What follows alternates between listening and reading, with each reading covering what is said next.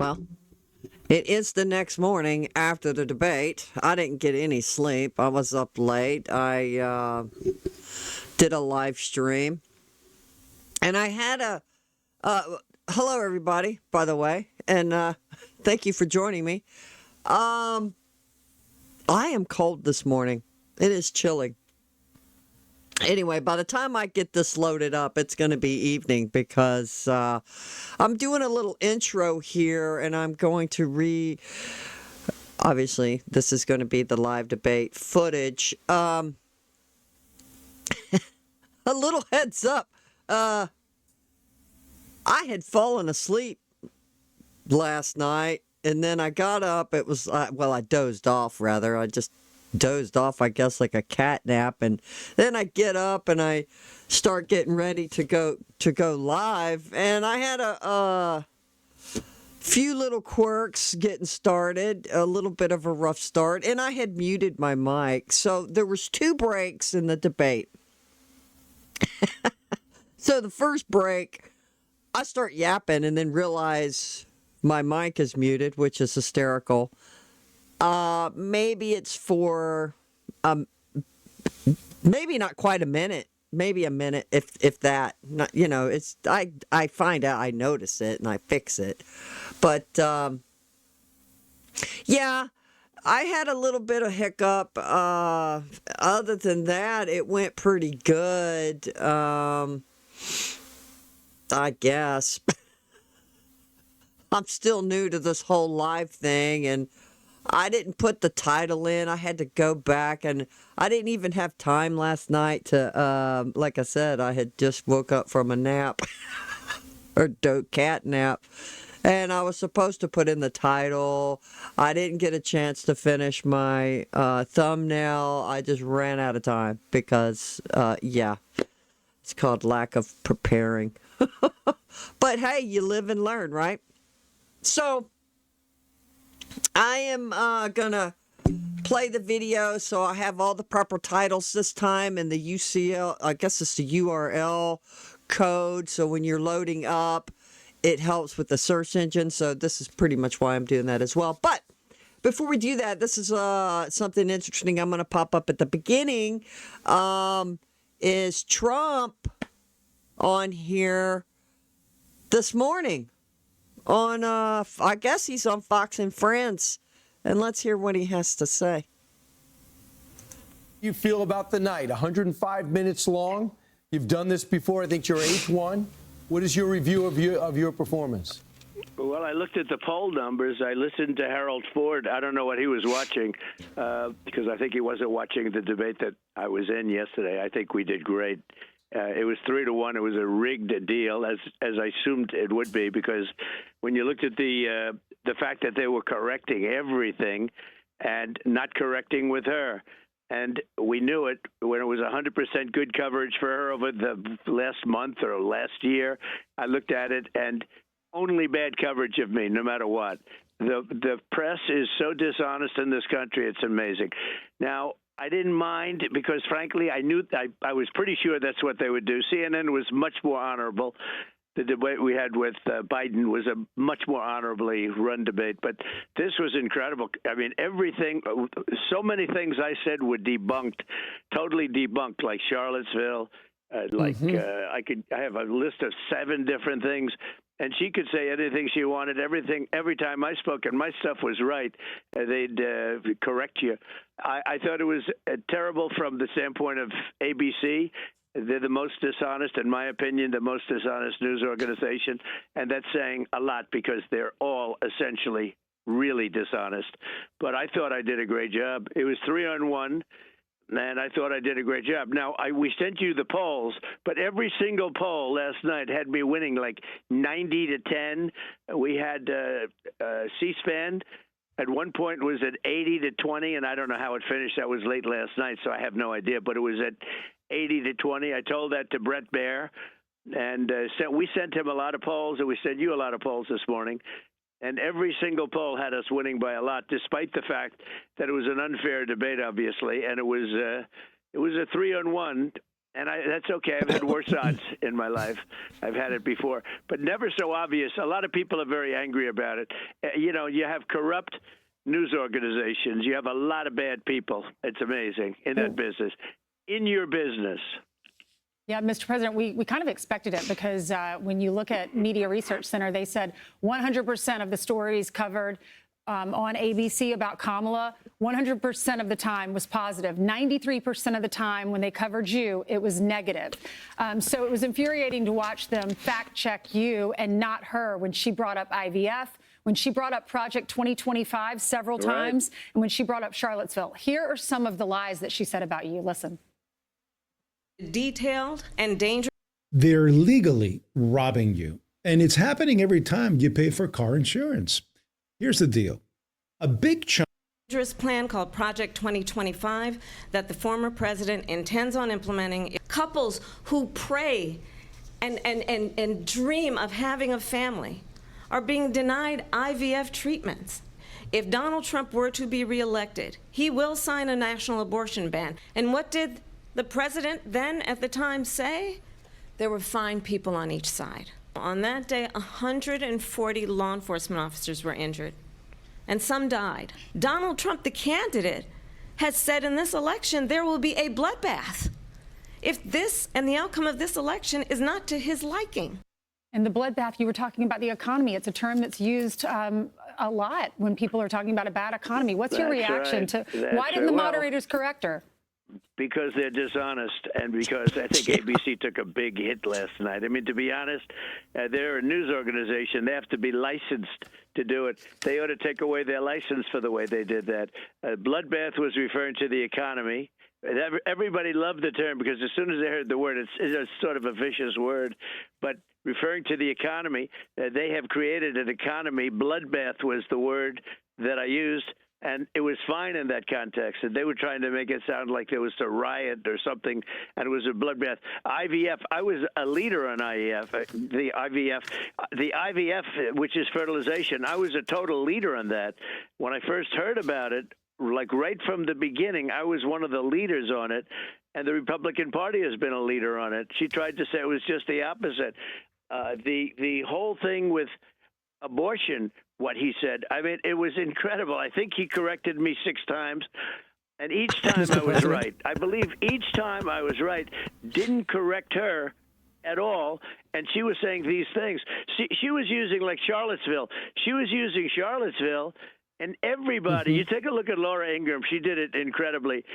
She had it totally debunked. She said that, in fact, it makes it angry. She gets angry when people hear about Charlottesville when they use that, because what they did is they stopped and they didn't put the following sentence in.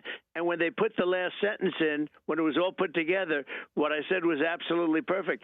And ABC knew that. Everybody knew that, frankly. I think they lost a lot of credibility. But regardless, look, the polls are saying that I won that by 80-20, 90.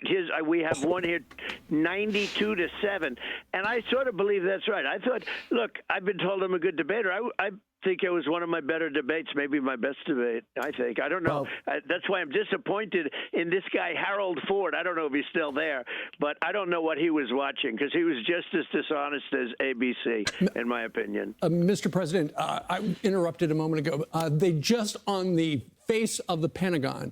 Every year for the last 23 years, we have gone down to the Pentagon at 6:46. That's sunrise down in the Washington, D.C. area. When they unfurl that flag to commemorate American Airlines Flight 77 that crashed into the Pentagon, it killed all 64 on board, 125 people at the Pentagon, 184 people lost their lives 23 years ago today. And I know you are going to take part in some of the commemorations as well here in New York City and in Pennsylvania. That's right. I'll be doing that in a little while. In fact, right after this call, I leave. I'm going down to the World Trade Center site, and I'll be down there for much of it. JD's going with me. And we had a great talk about it yesterday. It was very, very sad, horrible day. There's never been anything like it. Just a horrible day. And then going to Pennsylvania, of course. And so I'm going to be doing both of them. Sometimes I'll do all three. Sometimes it doesn't work out when they're sort of simultaneously done, but we're going to be doing 2 of them today. So That'd be yeah, great. so last night, I mean, all 3 planes are there. You got Air Force 2, you got Trump Force 1, J.D. Vance's plane. We're all together. You guys are going to be at the site together. President Biden, I think, will be there. Are you going to say anything to them? Oh, I don't know. I'm not sure. It's look, everybody should be very angry at how badly they've run this country. Millions of people are floating into our country. Many of them should not be here. They're criminals, many criminals coming in, many terrorists coming in, people coming. They're emptying their jails into our country. They're emptying, think of it, they're emptying their mental institutions. People that are mentally ill are being dropped into our country. And these 2 people, and it's both of them, they allow it to happen. What they're doing is terrible. I saw your report yesterday in Ohio, with Springfield, Ohio, and Aurora. If you look at Aurora, Colorado, these thugs from Venezuela and Aurora have taken over.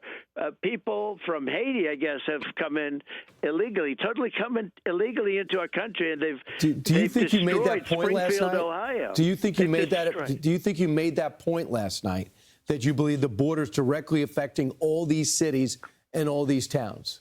Oh, I think I made it twice or maybe even 3 times. In fact, I said, I wonder if I'm saying this is too much. How can you say it too much? They've allowed 21 million, I think is the real number. It could be more than that. 21, that's bigger than New York State. They've allowed 21 million people to come into our country. Many of these people are criminals. Right. And by the way, those countries are being emptied out of their criminals, and their crime rates are way down. Their prison populations are being dumped into the United States. Their populations in prison are way down. Their mental institutions, their populations are way down. And it's all over the world. It's not just South America. They're coming in from the Congo and Africa. They're coming from all over the world, the Middle East, Europe, Asia. They're coming in from everywhere, not just South America. And they're coming in at numbers you've never seen. They're literally destroying our country. These people have no idea, or maybe they do. The only reason they can be doing it is because they hate our country. Mm-hmm. They hate our country. Yeah, I mean, when you compare the border numbers, the terror watch list suspects under you, there were 11. Under Kamala Harris, 375. Now, foreign policy did come up at last night's debate. Listen to this soundbite, or our audience can listen to this, and we'll get your reaction on the other side. Oh, man. I'm not going to edit this because I'm tired. If she's president, I believe that Israel will not exist within 2 years from now. Look at what's going on in the Middle East. This would have never happened. I will get that settled and fast, and I'll get the war with Ukraine and Russia ended. If I'm president-elect, I'll get it done before even becoming president. Well, I will tell you, I agreed with President Biden's decision to pull out of Afghanistan. Donald Trump, when he was president, negotiated one of the weakest deals you can imagine. He calls himself a deal maker. Even his national security advisor said it was a weak, terrible deal. It was a very good agreement. The reason it was good, it was we were getting out. We would have been out faster than them, but we wouldn't have lost the soldiers. We wouldn't have left many Americans behind. They blew it. You said when you were at the town hall with Sean Hannity, you said a lot of people, you might not like me, but you're safer under me. You have more money in your bank accounts under me. So why do you think our country would be safer under you, Mr. President? Because I deal with foreign policy. I'll give you an example. Afghanistan, we had a great agreement, but it was an agreement subject to them doing a lot of different things. They didn't do those things, and when they didn't do them, we terminate the agreement. These clowns had no idea what to do. They had Milley, who's incompetent. They had Biden, who's incompetent. All of the people are incompetent. Nobody ever gets fired. They don't fire anybody. They let them just stay on, retire, no problem. Milley should have been fired and reprimanded like you've never seen. These people are incompetent. They left billions of dollars worth of equipment behind, yet 13 dead soldiers. They shouldn't have used that airport. They should have used Bagram, which, by the way, they gave up, and they shouldn't have given it up because that's only 1 hour away from China where they make their nuclear weapons. No, they took a good agreement, but the agreement was subject to the Taliban doing things. And remember this, just in ending that, I went 18 months without one soldier killed. I spoke to the head of the Taliban, Abdul. And I said, I had a nice, tough talk with him. Not one soldier was killed in 18 months until that catastrophe happened. It was absolutely, we were running it perfectly. But the agreement didn't mean anything because they had to, in other words, It was to have the agreement conditions-based. kick in. It was conditions-based. They didn't do the things. Who would take the military out first? They're incompetent. They took the military out first. You're supposed to take the military out last. And they left lots of Americans behind. And then they had the worst airlift nobody's ever seen. People falling off an airplane from 3,000 feet in the air. Many people. They are incompetent, and they shouldn't be running the country. And we'll end up in World War III because of these fools. I'm Steve Doocy. Wow. That's just crazy. Less than 2 months. Well, I'm going to start playing this other video of the full debate. I just thought this would have been a great intro. Plus, I needed to give a disclosure. If it's a little bit of a rocky start on my part. Hey, I'm learning, guys. And let's see how well I do now, because I can't edit 4 hours worth of stuff. It would take forever. I probably wouldn't be able to get this loaded until tomorrow. So I apologize for the 2 little brief commercials that were in this little 12-minute segment. Actually, it looks like it's 16 minutes because I was talking. Well, it was 12 minutes on that, so it gave us 2 little commercials. But I do apologize for that, but y'all please be patient with me. Now, let's do this transition. Boom, let's get rid of that. And we're going to get rid of the background. By background, and boom, we have this. Now I'm going to be leaving. Let me see. Let me just put myself up in this corner. Let's bring this down.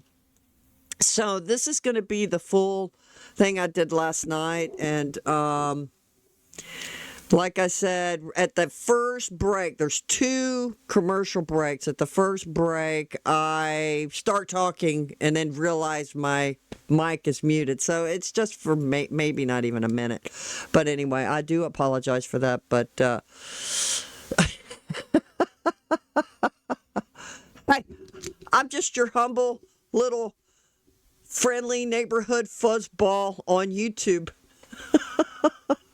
But thank you for joining me. Like and subscribe. I love all of my subscribers. Please subscribe if you're watching. But anyway, I'm gonna start this up, and here we go. I think I'll hang for just a second, and then I'm gonna dip, because I gotta go do some things this morning around the house. I gotta do some laundry. Because this is going to be like 3 hours. This is going to be recording, so. Gosh. Oh, whoa. I said hello. Getting stuff figured out here. Let's see. Yeah, I'm a goofball. And I did wash my cup because I was drinking out of this cup last night. This PBS News presentation is made possible by Consumer Cellular, by the Corporation for Public Broadcasting, and by contributions to your PBS station from viewers like you. Thank you. And if there's any commercials through this, I apologize because I am not going to be able to edit those. All right, guys, enjoy. Welcome to PBS News, I'm leaving. live coverage of the ABC News presidential debate in Philadelphia. I'm Jeff Bennett. And I'm Amna Nawaz. Tonight is a high-pressure moment for both Vice President Kamala Harris and former President Donald Trump. Polls show that the race is a coin flip, and a good performance could provide momentum for either candidate as they enter the final sprint to Election Day, now just 55 days away. This is the first and perhaps only time we will see these 2 candidates share a stage before the election, and the debate begins right now. I'm using PBS, hoping I don't get, Good evening, flagged. David Muir, and thank you for joining us for tonight's ABC News presidential debate. Here we want to we go. welcome viewers watching on ABC and around the world tonight. Vice President Kamala Harris and President Donald Trump are just moments away from taking the stage in this unprecedented race for president. And I'm Lindsay Davis. Tonight's meeting could be the most consequential event of their campaigns, with Election Day now less than 2 months away. For Vice President Kamala Harris, this is her first debate since President Biden withdrew from the race on July 21st.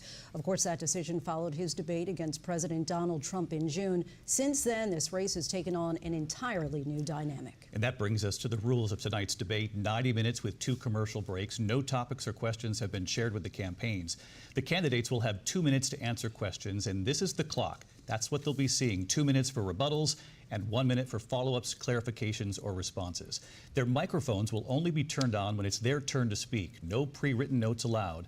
There is no audience here tonight in this hall at the National Constitution Center. This is an intimate setting for 2 candidates who have never met. President Trump won the coin toss. He chose to deliver the final closing statement of the evening. Vice President Harris selected the podium to the right. So let's now welcome the candidates to the stage. Vice President Kamala Harris and President Donald Trump.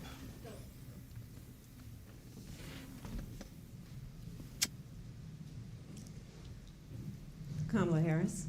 Let's have a good debate. Have fun. Thank you. Welcome to you both. It's Here we wonderful go, to have people. you. It's an honor to have you both here tonight. Good evening. We are looking forward to a spirited and thoughtful debate. So let's get started. Turn this up a I want to little bit. begin tonight with the issue that voters repeatedly say is their #1 issue, and that is the economy and the cost of living in this country. Vice President Harris, you and President Trump were elected 4 years ago, and your opponent on the stage here tonight often asks his supporters, are you better off than you were 4 years ago? When it comes to the economy, do you believe Americans are better off than they were 4 years ago? So I was raised as a middle-class kid, and I am actually the only person on this stage who has a plan that is about lifting up the middle class and working people of America. I believe in the ambition, the aspirations, the dreams of the American people. And that is why I imagine and have actually a plan to build what I call an opportunity economy. Because here's the thing. We know that we have a shortage of homes and housing, and the cost of housing is too expensive for far too many people. We know that young families need support to raise their children, and I intend on extending a tax cut for those families of $6,000, which is the largest child tax credit that we have given in a long time, so that those young families can afford to buy a crib, buy a car seat, buy clothes for their children. My passion, one of them, is small businesses. My mother raised my sister and me, but there was a woman who helped raise us. We call her our second mother. She was a small business owner. I love our small businesses. My plan is to give a $50,000 tax deduction to start-up small businesses, knowing they are part of the backbone of America's economy. My opponent, on the other hand, his plan is to do what he has done before, which is to provide a tax cut for billionaires and big corporations, which will result in $5 trillion to America's deficit. My opponent has a plan that I call the Trump's sales tax, which would be a 20% tax on everyday goods that you rely on to get through the month. Economists have said that Trump sales tax would actually result for middle-class families in about $4,000 more a year, because of his policies and his ideas about what should be the backs of middle-class people paying for tax cuts for billionaires. President Trump, I'll give you 2 minutes. First of all, I have no sales tax. That's an incorrect statement. She knows that. We're doing tariffs on other countries. Other countries are going to finally, after 75 years, pay us back for all that we've done for the world. And the tariff will be substantial in some cases. I took in billions and billions of dollars, as you know, from China. In fact, they never took the tariff off because there was so much money they can't. It would totally destroy everything that they've set out to do. They're taking in billions of dollars from China and other places. They've left the tariffs on. When I had it, I had tariffs, and yet I had no inflation. Oh, what happened? Inflation which is really known as a country buster. It breaks up countries. We have inflation like very few people have ever seen before, probably the worst in our nation's history. We were at 21%, but that's being generous because many things are 50, 60, 70, and 80% higher than they were just a few years ago. This has been a disaster for people, for the middle class, but for every class. On top of that, we have millions of people pouring into our country from prisons and jails, from mental institutions and insane asylums, and they're coming in and they're taking jobs that are occupied right now by African Americans and Hispanics, and also unions. Unions are going to be affected very soon. And you see what's happening. You see what's happening with towns throughout the United States. You look at Springfield, Ohio. You look at Aurora in Colorado. They are taking over the towns. They're taking over buildings. They're going in violently. These are the people that Xi and Biden led into our country, and they're destroying our country. They're dangerous. They're at the highest level of criminality, and we have to get them out. We have to get them out fast. I created one of the greatest economies in the history of our country. I'll do it again and even better. We are going to get to immigration and border security during this debate, but I would like to let Vice President Harris respond on the economy here. Well, I would love to. Let's talk about what Donald Trump left us. Donald Trump left us the worst unemployment since the Great Depression. Donald Trump left us the worst public health epidemic in a century.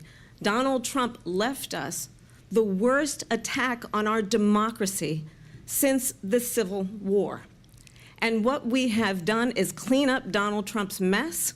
What we have done and what I intend to do is build on what we know are the aspirations and the hopes of the American people. But I'm going to tell you all in this debate tonight, you're going to hear from the same old tired playbook, a bunch of lies, grievances, and name-calling. What you're going to hear tonight is a detailed and dangerous plan called Project 2025 that the former president intends on implementing if he were elected again. I believe very strongly that the American people want a president who understands the importance of bringing us together, knowing we have so much more in common than what separates us, and I pledge to you to be a president for all Americans. President Trump will give you a minute here to respond. Number one, I have nothing to do, as you know, and as she knows better than anyone, I have nothing to do with Project 2025. That's out there. I haven't read it. I don't want to read it purposely. I'm not going to read it. This was a group of people that got together. They came up with some ideas, I guess some good, some bad, but it makes no difference. I have nothing to do. Everybody knows I'm an open book. Everybody knows what I'm going to do. Cut taxes very substantially and create a great economy like I did before. We had the greatest economy. We got hit with a pandemic, and the pandemic was not since 1917, where 100 million people died, has there been anything like it. We did a phenomenal job with the pandemic. We handed them over a country where the economy and where the stock market was higher than it was before the pandemic came in. Nobody's ever seen anything like it. We made ventilators for the entire world. We got gowns, we got masks, we did things that nobody thought possible. And people give me credit for rebuilding the military. They give me credit for a lot of things, but not enough credit for the great job we did with the pandemic. But the only jobs they got were bounce back jobs. These were jobs bounce back, and it bounced back and it went to their benefit. But I was the one that created them. They know it, and so does everybody else. Vice President Harris, I'll let you respond. So Donald Trump has no plan for you. And when you look at his economic plan, it's all about tax breaks for the richest people. I am offering what I describe as an opportunity economy, and the best economists in our country, if not the world, have reviewed our relative plans for the future of America. What Goldman Sachs has said is that Donald Trump's plan would make the economy worse, mine would strengthen the economy. What the Wharton School has said is Donald Trump's plan would actually explode the deficit. 16 Nobel laureates have described his economic plan as something that would increase inflation and by the middle of next year would invite a recession. You just have to look at where we are and where we stand on the issues. And I'd invite you to know that Donald Trump actually has no plan for you because he is more interested in defending himself than he is in looking out for you. That's just a soundbite. They gave her that to say. Look, I went to the Wharton School of Finance, and many of those professors, the top professors, think my plan is a brilliant plan. It's a great plan. It's a plan that's going to bring up our worth, our value as a country. It's going to make people want to be able to go and work and create jobs and create a lot of good, solid money for our country. And just to finish off, she doesn't have a plan. She copied Biden's plan, and it's like 4 sentences. like run, spot, run. 4 sentences that are just, oh, we'll try and lower taxes. She doesn't have a plan. Take a look at her plan. She doesn't have a plan. Mr. President, I do want to drill down on something you both brought up. The Vice President brought up your tariffs. You responded, and let's drill down on this, because your plan is what she calls is essentially a national sales tax. Your proposal calls for tariffs, as you pointed out here, on foreign imports across the board. You recently said that you might double your plan, imposing tariffs up to 20% on goods coming into this country. As you know, many economists say that with tariffs at that level, costs are then passed on to the consumer. Vice President Harris has argued it'll mean higher prices on gas, food, clothing, medication, arguing it costs the typical family nearly $4,000 a year. Do you believe Americans can afford higher prices because of tariffs? They're not going to have higher prices. What's going to have, and who's going to have higher prices, is China and all of the countries that have been ripping us off for years. I was the only president ever.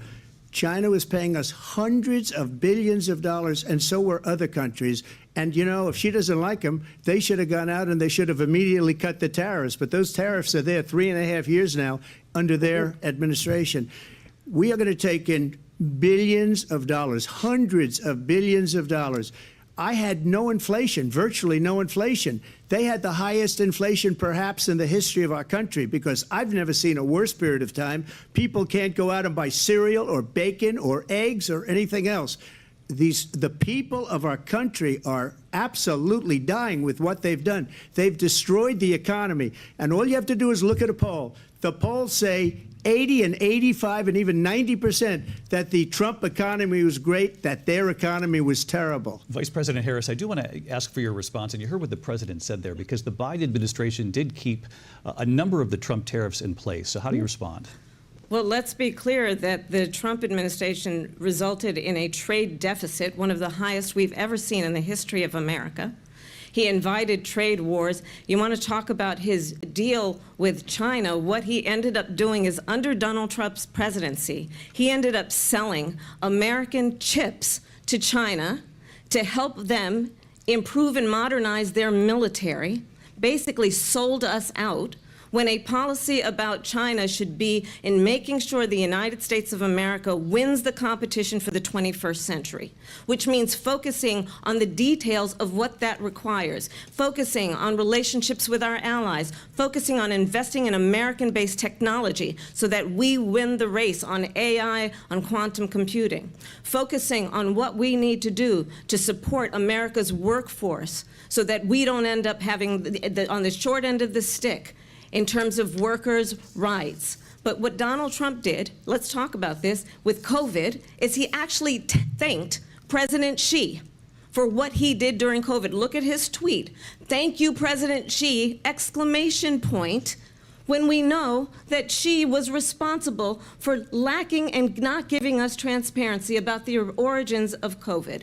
President Trump, I'll let you respond. First of all, they bought their chips from Taiwan. We hardly make chips anymore because of philosophies like they have and policies like they have. I don't say her because she has no policy. Everything that she believed 3 years ago and 4 years ago is out the window. She's going to my philosophy now. In fact, I was going to send her a MAGA hat.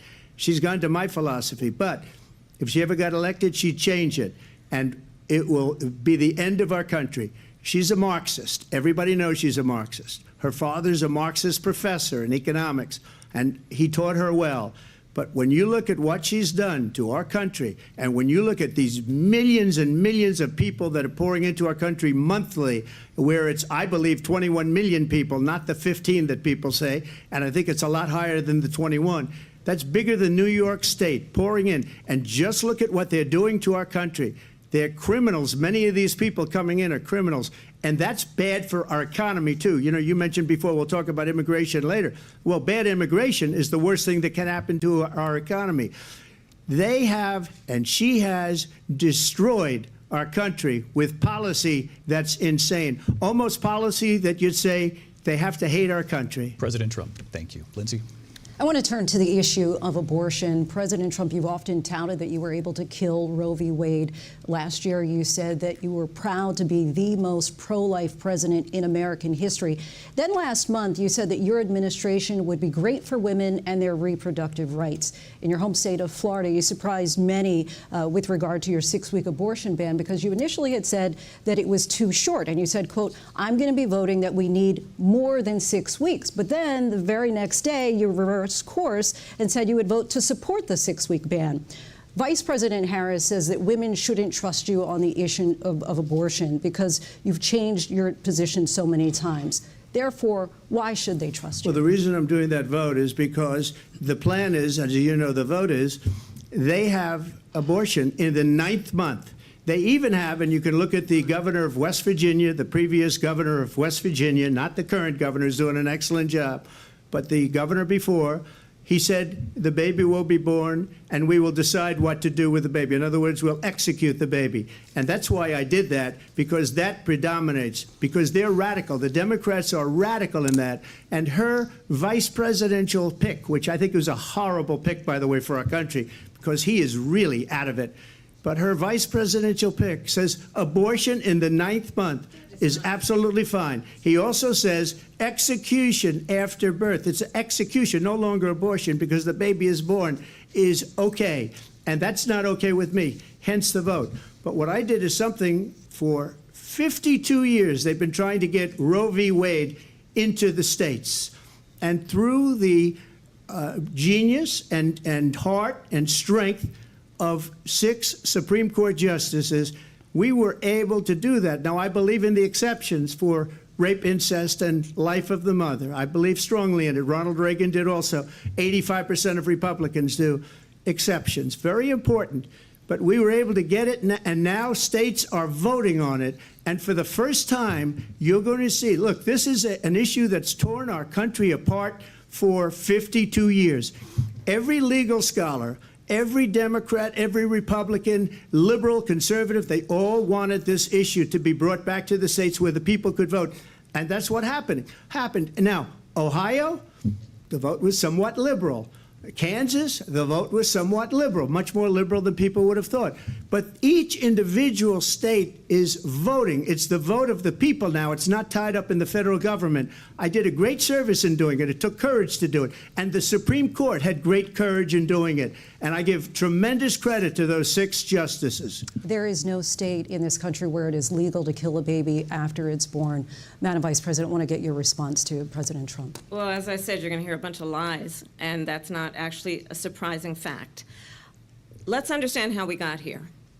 Donald Trump hand-selected 3 members of the United States Supreme Court with the intention that they would undo the protections of Roe v. Wade. And they did exactly as he intended. And now in over 20 states, there are Trump abortion bans, which make it criminal for a doctor or nurse to provide health care. In one state, it provides prison for life. Trump abortion bans that make no exception even for rape and incest, which understand what that means. A survivor of a crime of violation to their body does not have the right to make a decision about what happens to their body next. That is immoral. And one does not have to abandon their faith or deeply held beliefs to agree. The government, and Donald Trump certainly, should not be telling a woman what to do with her body. I have talked with women around our country. You want to talk about this is what people wanted? Pregnant women who want to carry a pregnancy to term, suffering from a miscarriage, being denied care in an emergency room because the healthcare providers are afraid they might go to jail, and she's bleeding out in a car in the parking lot. She didn't want that. Her husband didn't want that. A 12 or 13-year-old survivor of incest being forced to carry a pregnancy to term. They don't want that. And I pledge to you, when Congress passes a bill to put back in place the protections of Roe v. Wade. As President of the United States, I will proudly sign it into law. But understand, if Donald Trump were to be reelected, he will sign a national abortion ban. Understand, in his Project 2025, there would be a national abortion, a monitor that would be monitoring your pregnancies, your miscarriages. I think the American people believe that certain freedoms, in particular the freedom to make decisions about one's own body, should not be made by the government. Thank you, Vice President Harris. Well, there she goes again. It's a lie.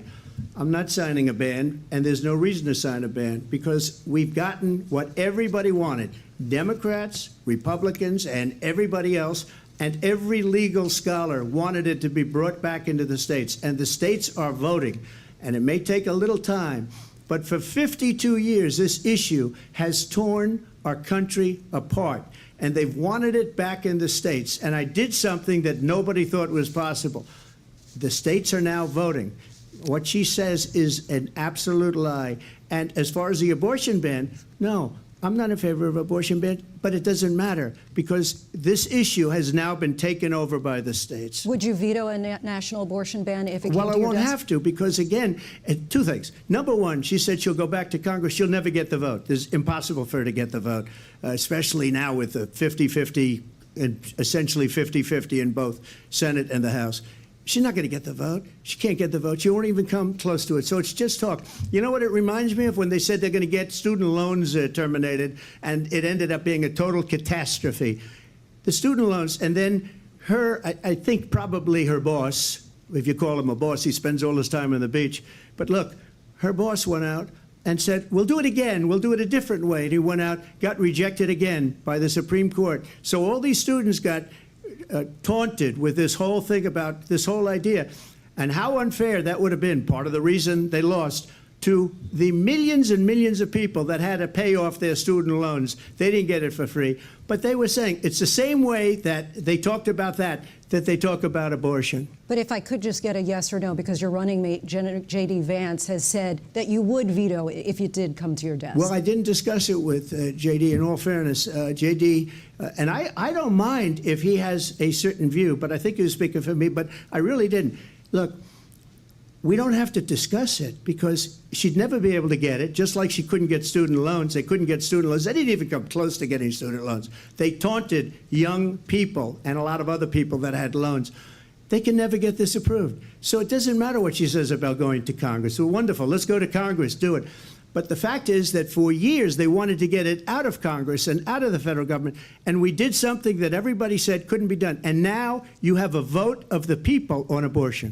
Vice President Harris, I want to give you your time to respond, but I do want to ask, would you support any restrictions on a woman's right to an abortion? I absolutely support reinstating the protections of Roe v. Wade. And as you rightly mentioned, nowhere in America is a woman carrying a pregnancy to term and asking for an abortion. That is not happening. It's insulting to the women of America. And understand what has been happening under Donald Trump's abortion bans. Couples who pray and dream of having a family are being denied IVF treatments. What is happening in our country? Working people, working women, who are working 1 or 2 jobs, who can barely afford childcare as it is, have to travel to another state to get on a plane sitting next to strangers to go and get the health care she needs. Barely can afford to do it, and what you are putting her through is unconscionable. And the people of America have not, the majority of Americans believe in a woman's right to make decisions about her own body. And that is why in every state where this issue has been on the ballot, in red and blue states both, the people of America have voted for freedom. Vice President Harris, excuse me, I have to respond. Another lie. It's another lie. I have been a leader on IVF, which is fertilization. The IVF, I have been a leader. In fact, when they got a very negative decision on IVF from the Alabama courts, I saw the people of Alabama and the legislature 2 days later voted it in. I've been a leader on it. They know that, and everybody else knows it. I have been a leader on fertilization, IVF. And the other thing, they you should ask, will she allow abortion in the 8th month, 9th month, 7th month? Come on. Okay, would you do that?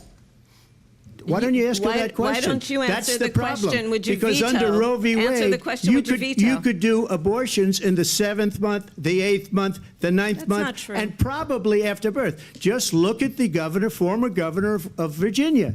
The governor of Virginia said we put the baby aside and then we determine what we want to do with the baby. President Trump, thank you. We're going to turn now to immigration and border security. We know it's an issue that's important to Republicans, Democrats, voters across the board in this country. Vice President Harris, you were tasked by President Biden with getting to the root causes of migration from Central America. We know that illegal border crossings reached a record high in the Biden administration. This past June, President Biden imposed tough new asylum restrictions. We know the numbers since then have dropped significantly. But my question to you tonight is, why did the administration wait until 6 months before the election to act? And would you have done anything differently from President Biden on this? So I'm the only person on this stage who has prosecuted transnational criminal organizations for the trafficking of guns, drugs, and human beings. And let me say that the United States Congress, including some of the most conservative members of the United States Senate, came up with a border security bill which I supported. And that bill would have put 1,500 more border agents on the border to help those folks who are working there right now overtime trying to do their job. It would have allowed us to stem the flow of fentanyl coming into the United States. I know there are so many families watching tonight who have been personally affected by the surge of fentanyl in our country. That bill would have put more resources to allow us to prosecute transnational criminal organizations for trafficking in guns, drugs, and human beings. But you know what happened to that bill? Donald Trump got on the phone, called up some folks in Congress, and said, kill the bill. And you know why? Because he'd prefer to run on a problem instead of fixing a problem. And understand, this comes at a time where the people of our country actually need a leader who engages in solutions, who actually addresses the problems at hand. But what we have in the former president is someone who would prefer to run on a problem instead of fixing a problem. And I'll tell you something, he's going to talk about immigration a lot tonight, even when it's not the subject that is being raised. And I'm going to actually do something really unusual, and I'm going to invite you to attend one of Donald Trump's rallies, because it's a really interesting thing to watch. You will see during the course of his rallies, he talks about fictional characters like Hannibal Lecter. He will talk about windmills cause cancer. And what you will also notice is that people start leaving his rallies early out of exhaustion and boredom. And I will tell you, the one thing you will not hear him talk about is you. You will not hear him talk about your needs, your dreams, and your desires. And I'll tell you, I believe you deserve a president who actually puts you first, and I pledge to you that I will. Vice President Harris, thank you. President Trump, on that point, I want to get your response. Well, I would like to respond. Let me just ask, though, why did you try to kill that bill, and successfully so, that would have put thousands of additional agents and officers on the border? First, let me respond as to the Please. rallies. She said people start leaving. People don't go to her rallies. There's no reason to go. And the people that do go, she's bussing them in and paying them to be there, and then showing them in a different light. So she can't talk about that. People don't leave my rallies. We have the biggest rallies, the most incredible rallies in the history of politics. That's because people want to take their country back. Our country is being lost. We're a failing nation. And it happened 3.5 years ago. And what's going on here, you're going to end up in World War III, just to go into another subject. What they have done to our country by allowing these millions and millions of people to come into our country, and look at what's happening to the towns all over the United States. And a lot of towns don't want to talk. It's not going to be Aurora or Springfield. A lot of towns don't want to talk about it because they're so embarrassed by it. In Springfield, they're eating the dogs, the people that came in. They're eating the cats. They're eating the pets of the people that live there. And this is what's happening in our country, and it's a shame. As far as rallies are concerned, as far as the reason they go is they like what I say. They want to bring our country back. They want to make America great again. It's a very simple phrase, make America great again. She's destroying this country, and if she becomes president, this country doesn't have a chance of success. Not only success, we'll end up being Venezuela on steroids. I just want to clarify here. You bring up Springfield, Ohio, and ABC News did reach out to the city manager there. He told us there have been no credible reports of specific claims of pets being harmed, injured, or abused by individuals within the immigrant community. Well, I've seen people on television. Let me just say here, this is the people on television say my dog was taken and used for food. So maybe he said that, and maybe that's a good thing to say for a city manager. I'm not taking this from but television. But the people I'm on taking it from television the city saying their manager. dog was eaten by the people that went there. Again, the Springfield city manager says there's no evidence of that. Vice We'll President find Harris, out. I'll let you respond to the rest of what you've heard. You talk about extreme. This is, I think, one of the reasons why in this election I actually have the endorsement of 200 Republicans who have formally worked with President Bush, Mitt Romney, and John McCain, including the endorsement of former Vice President Dick Cheney and Congress member Liz Cheney. And if you want to really know the inside track on who the former president is, if he didn't make it clear already, just ask people who have worked with him. His former chief of staff, a 4-star general, has said he has contempt for the Constitution of the United States. His former national security advisor has said he is dangerous and unfit. His former Secretary of Defense has said the nation, the republic, would never survive another Trump term. And when we listen to this kind of rhetoric, when the issues that affect the American people are not being addressed, I think the choice is clear in this election. President Trump, I'll give you a quick minute to respond here. Thank you, because when I hear that, see, I'm a different kind of a person. I fired most of those people. Not so graciously. They did bad things or a bad job. I fired them. They never fired one person. They didn't fire anybody having to do with Afghanistan and the Taliban and the 13 people whose were just killed, viciously and violently killed. And I got to know the parents and the family. They didn't fire. They should have fired all those generals, all those top people, because that was one of the most incompetently handled situations anybody has ever seen. So when somebody does a bad job, I fire him. And you take a guy like Esper. He was no good. I fired him. So he writes a book. Another one writes a book. Because with me, they can write books. With nobody else can they.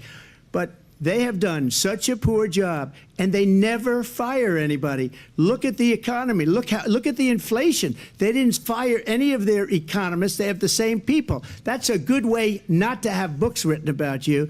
But just to finish, I got more votes than any Republican in history by far. In fact, I got more votes than any president, sitting president, in history by far. Let me continue on immigration. It was what you wanted to talk about earlier, so let's get back to your deportation proposal that the vice president has reacted to as well. President Trump, you call this the largest domestic deportation operation in the history of our country. You say you would use the National Guard. You say if things get out of control, you'd have no problem using the U.S. military. Police, yes. You also said you would use local police. How would you deport 11 million undocumented immigrants? I know you believe that number is much higher. Take us through this. What does this look like? Will authorities be going door to door in this country? Yeah, it is much higher because of them. They allowed criminals, many, many millions of criminals. They allowed terrorists. They allowed common street criminals. They allowed people to come in, drug dealers, to come into our country. And they're now in the United States and told by their countries like Venezuela, don't ever come back or we're going to kill you. Do you know that crime in Venezuela and crime in countries all over the world is way down? You know why? Because they've taken their criminals off the street and they've given them to her to put into our country. And this will be one of the greatest mistakes in history for them to allow. And I think they probably did it because they think they're going to get votes, but it's not worth it because they're destroying the fabric of our country by what they've done. There's never been anything done like this at all. They've destroyed the fabric of our country. Millions of people let in, and all over the world, crime is down all over the world except here. Crime here is up and through the roof. Despite their fraudulent statements that they made, crime in this country is through the roof. And we have a new form of crime. It's called migrant crime, and it's happening at levels that nobody thought possible. President Trump, as you know, the FBI says overall violent crime is actually coming down in this country. But Vice Excuse me, President the Harris, FBI they were defrauding statements. They didn't include the worst cities. They didn't include the cities with the worst crime. It was a fraud, just like their number of 818,000 jobs that they said they created turned out to be a fraud. President Trump, thank you. I'll let you respond, Vice President Harris. Well, I think this is so rich coming from someone who has been prosecuted for national security crimes, economic crimes, election interference, has been found liable for sexual assault, and his next big court appearance is in November at his own criminal sentencing. And let's be clear where each person stands on the issue of what is important about respect for the rule of law and respect for law enforcement. The former vice president called for defunding federal law enforcement, 45,000 agents, get this, on the day after he was arraigned on 34 felony counts.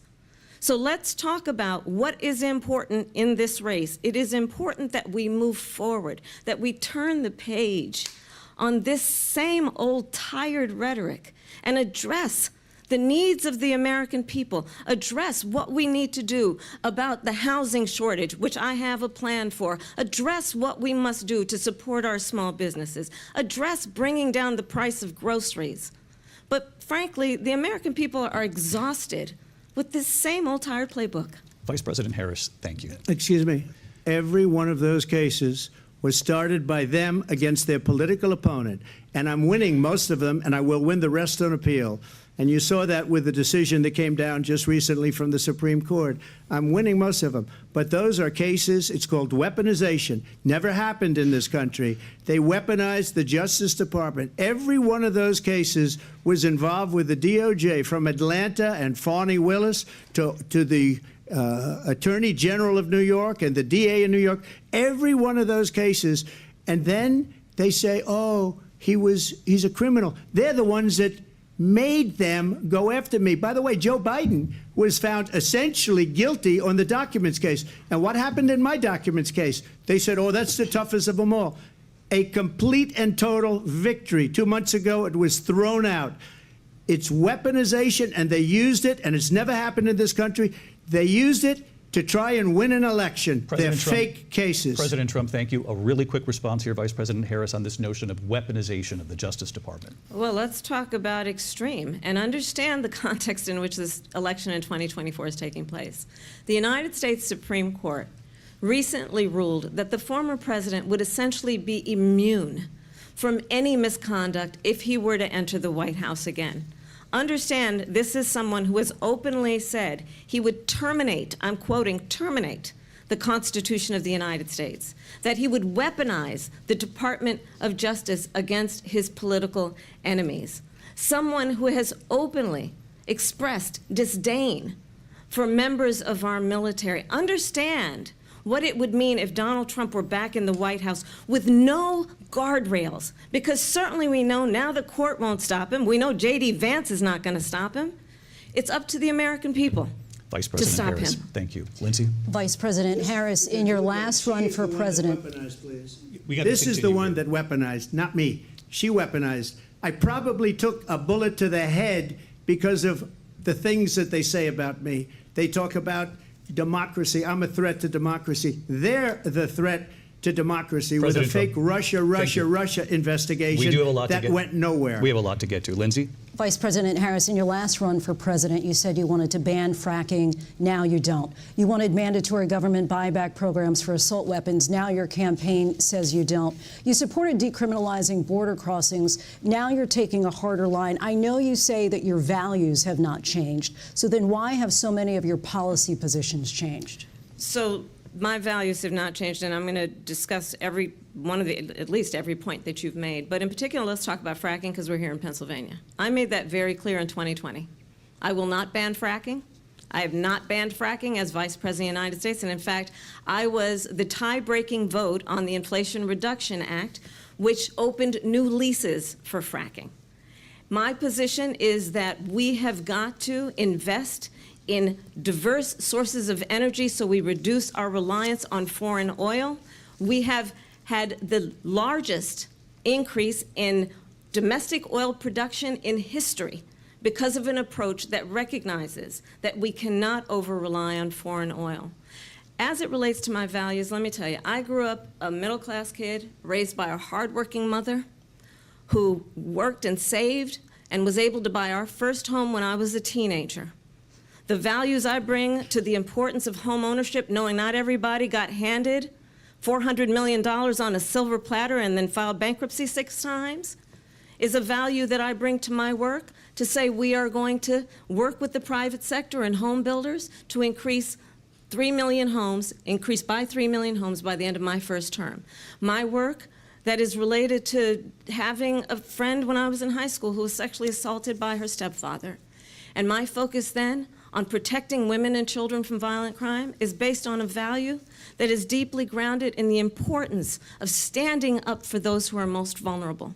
My work that is about protecting Social Security and Medicare is based on long-standing work that I have done, protecting seniors from scams. My values have not changed. And what is important is that there is a president who actually brings values and a perspective that is about lifting people up and not beating people down and name-calling.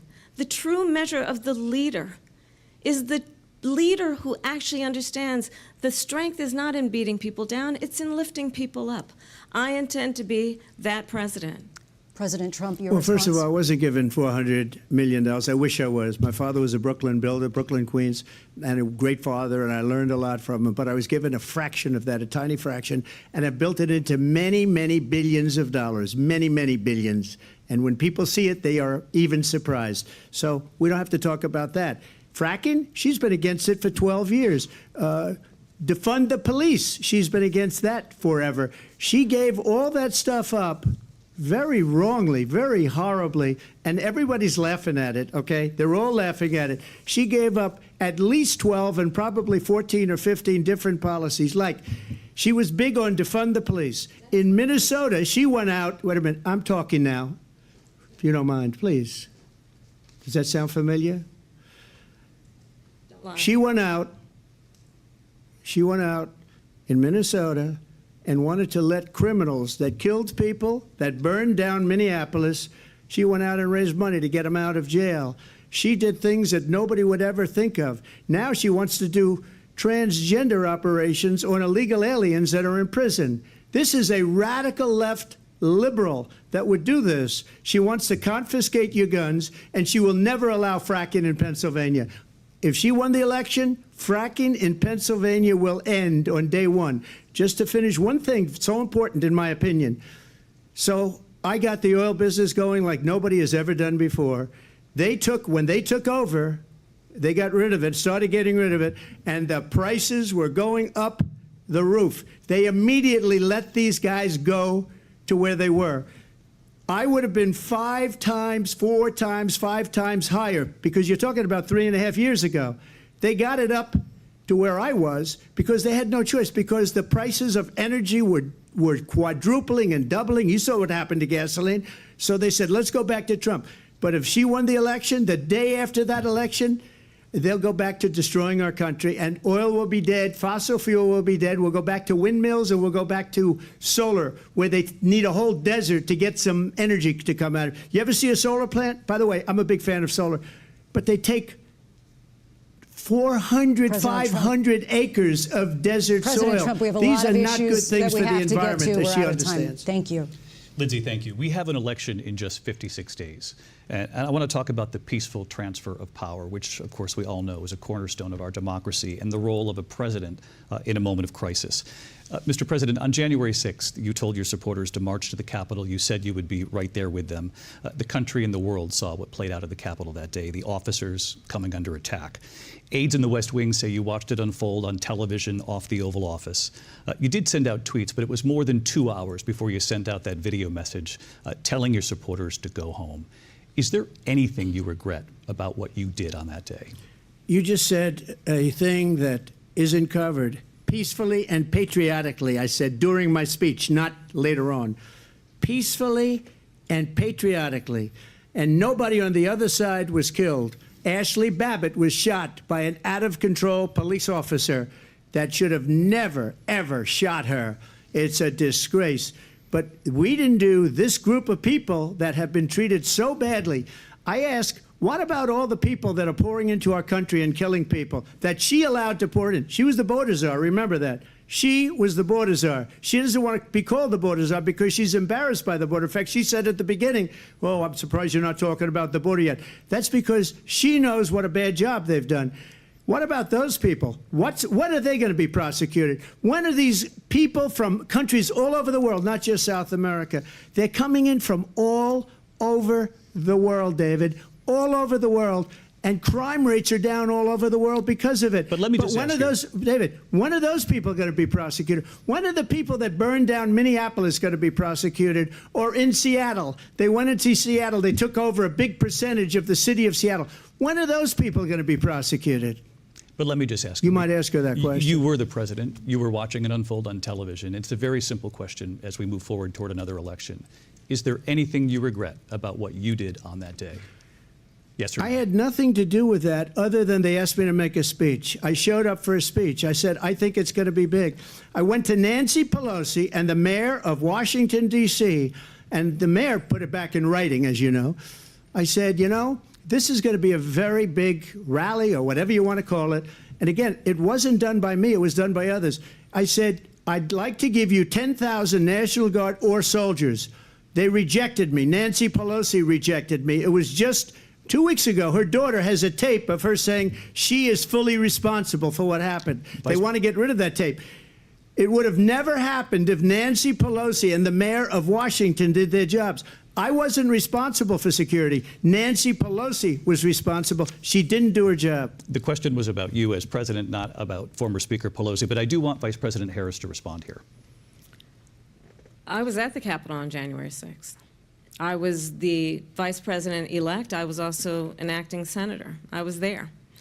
And on that day, the President of the United States incited a violent mob to attack our nation's capital, to desecrate our nation's capital. On that day, 140 law enforcement officers were injured, and some died.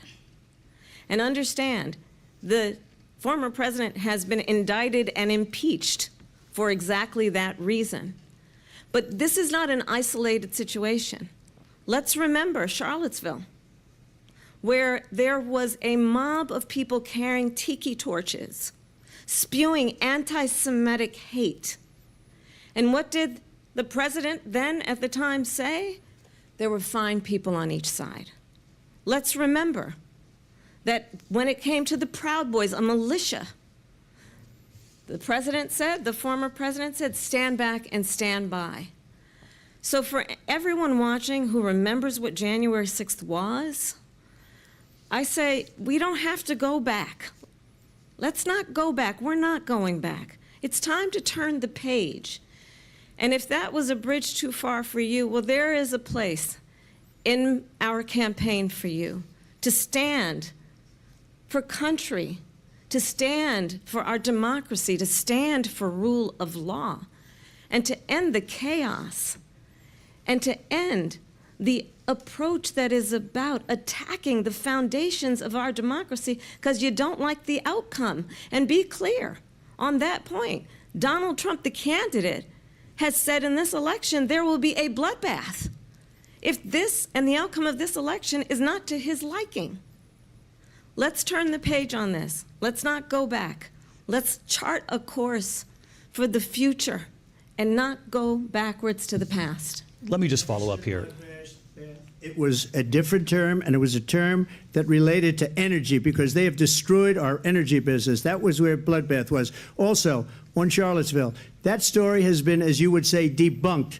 Laura Ingraham, Sean Hannity, Jesse, all of these people, they covered it. If they go an extra sentence, they will see it was perfect. It was debunked in almost every newspaper, but they still bring it up, just like they bring 2025 up. They bring all of this stuff up. I ask you this. You talk about the Capitol. Why are we allowing these millions of people to come through on the southern border. How come she's not doing anything? And I'll tell you what I would do, and I would be very proud to do it. I would say we would both leave this debate right now. I'd like to see her go down to Washington, D.C. during this debate, because we're wasting a lot of time. Go down to, because she's been so bad, it's so ridiculous. Go down to Washington, D.C. and let her sign a bill to close up the border, because they have the right to do it. They don't need bills.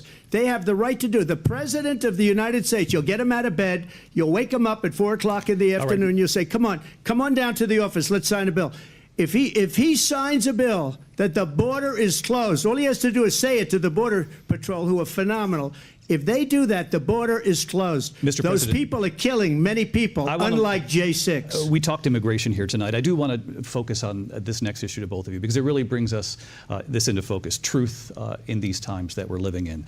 Mr. President, for 3.5 years after you lost the 2020 election, you repeatedly falsely claimed that you won, many times saying you won in a landslide. In the past couple of weeks leading up to this debate, you have said, quote, you lost by a whisker, that you, quote, didn't quite make it, that you came up a little bit short. I said that? Are you now acknowledging that you lost in 2020? No, I don't acknowledge that at all. But I you said did that say sarcastically. That. You know that.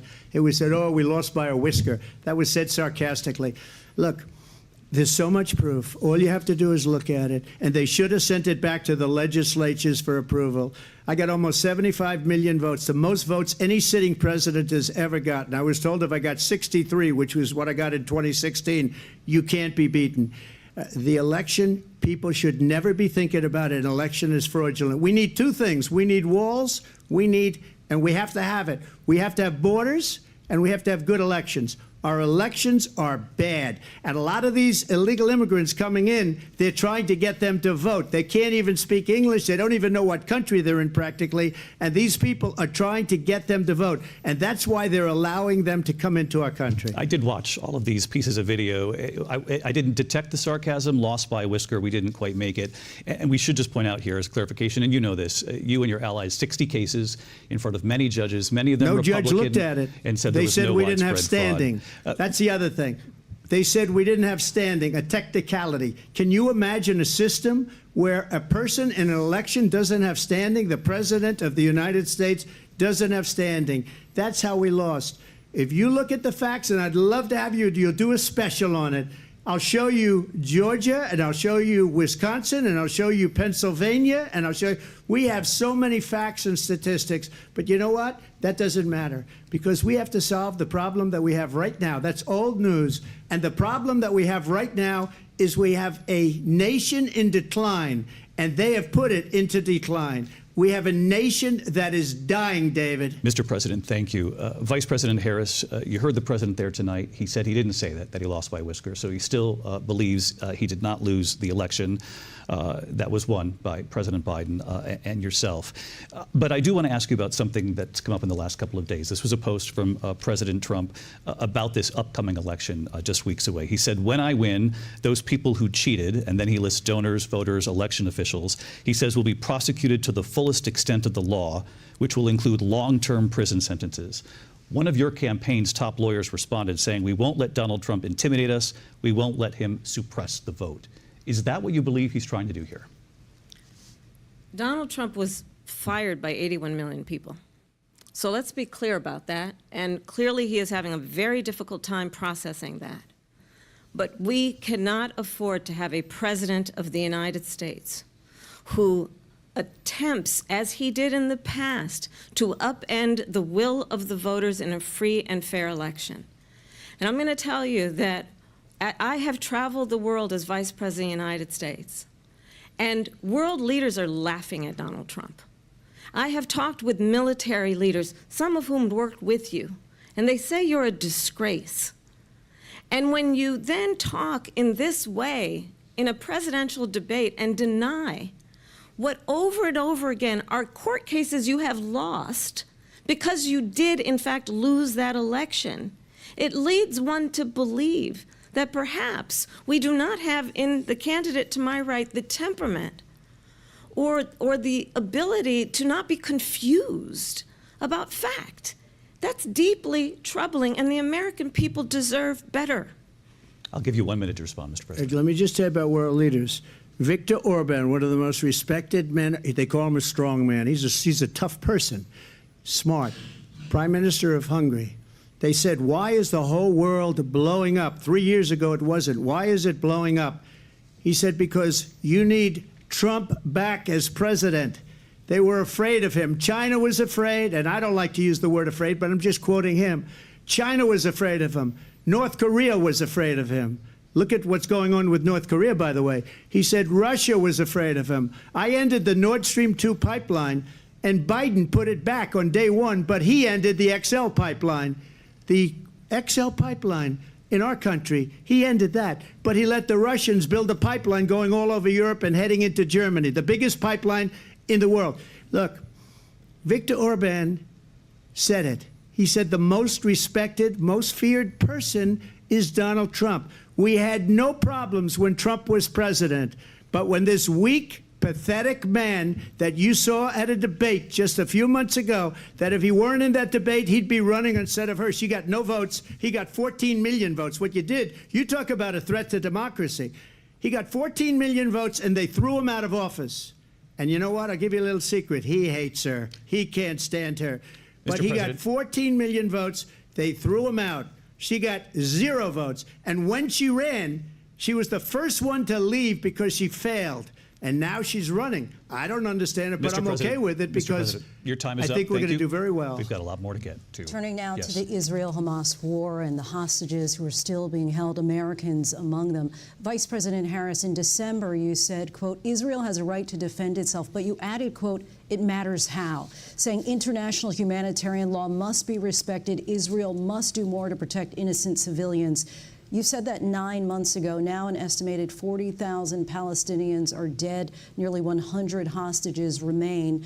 Just last week, Prime Minister Benjamin Netanyahu said there's not a deal in the making. President Biden has not been able to break through the stalemate. How would you do it? Well, let's understand how we got here. On October 7, Hamas, a terrorist organization, slaughtered 1,200 Israelis. Many of them young people who were simply attending a concert. Women were horribly raped. And so absolutely, I said then, I say now, Israel has a right to defend itself. We would. And how it does so matters. Because it is also true, far too many innocent Palestinians have been killed. Children, mothers. What we know is that this war must end. It must end immediately, and the way it will end is we need a ceasefire deal and we need the hostages out. And so we will continue to work around the clock on that. Work around the clock also understanding that we must chart a course for a two-state solution. And in that solution, there must be security for the Israeli people and Israel, and in equal measure for the Palestinians. But the one thing I will assure you always, I will always give Israel the ability to defend itself, in particular as it relates to Iran and any threat that Iran and its proxies pose to Israel. But we must have a two-state solution where we can rebuild Gaza, where the Palestinians have security, self-determination, and the dignity they so rightly deserve. President Trump, how would you negotiate with Netanyahu and also Hamas in order to get the hostages out and prevent the killing of more innocent civilians in Gaza? If I were president, it would have never started. If I were president, Russia would have never, ever, I know Putin very well, he would have never, and there was no threat of it either, by the way, for 4 years, have gone into Ukraine and killed millions of people when you add it up, far worse than people understand what's going on over there. But when she mentions about Israel, all of a sudden, she hates Israel. She wouldn't even meet with Netanyahu when he went to Congress to make a very important speech. She refused to be there because she was at a sorority party of hers. She wanted to go to the sorority party. She hates Israel. If she's president, I believe that Israel will not exist within 2 years from now. And I've been pretty good at predictions, and I hope I'm wrong about that one. She hates Israel. At the same time, in her own way, she hates the Arab population because the whole place is going to get blown up. Arabs, Jewish people, Israel will be gone. It would have never happened. Iran was broke under Donald Trump. Now Iran has $300 billion because they took off all the sanctions that I had. Iran had no money for Hamas or Hezbollah or any of the 28 different spheres of terror. And they are spheres of terror, horrible terror. They had no money. It was a big story, and you know it. You covered it very well, actually. They had no money for terror. They were broke. Now they're a rich nation, and now what they're doing is they're spreading that money around. Look at what's happening with the Houthis and Yemen. Look at what's going on in the Middle East. This would have never happened. I will get that settled and fast, and I'll get the war with Ukraine and Russia ended. If I'm president-elect, I'll get it done before even becoming president. Vice President Harris, he says you hate Israel. That's absolutely not true. I have my entire career and life supported Israel and the Israeli people. He knows that. He's trying to, again, divide and distract from the reality, which is it is very well known that Donald Trump is weak and wrong on national security and foreign policy. It is well known that he admires dictators, wants to be a dictator on day one, according to himself. It is well known that he said of Putin that he can do whatever the hell he wants and go into Ukraine. It is well known that he said when Russia went into Ukraine, it was brilliant. It is well known he exchanged love letters with Kim Jong-un.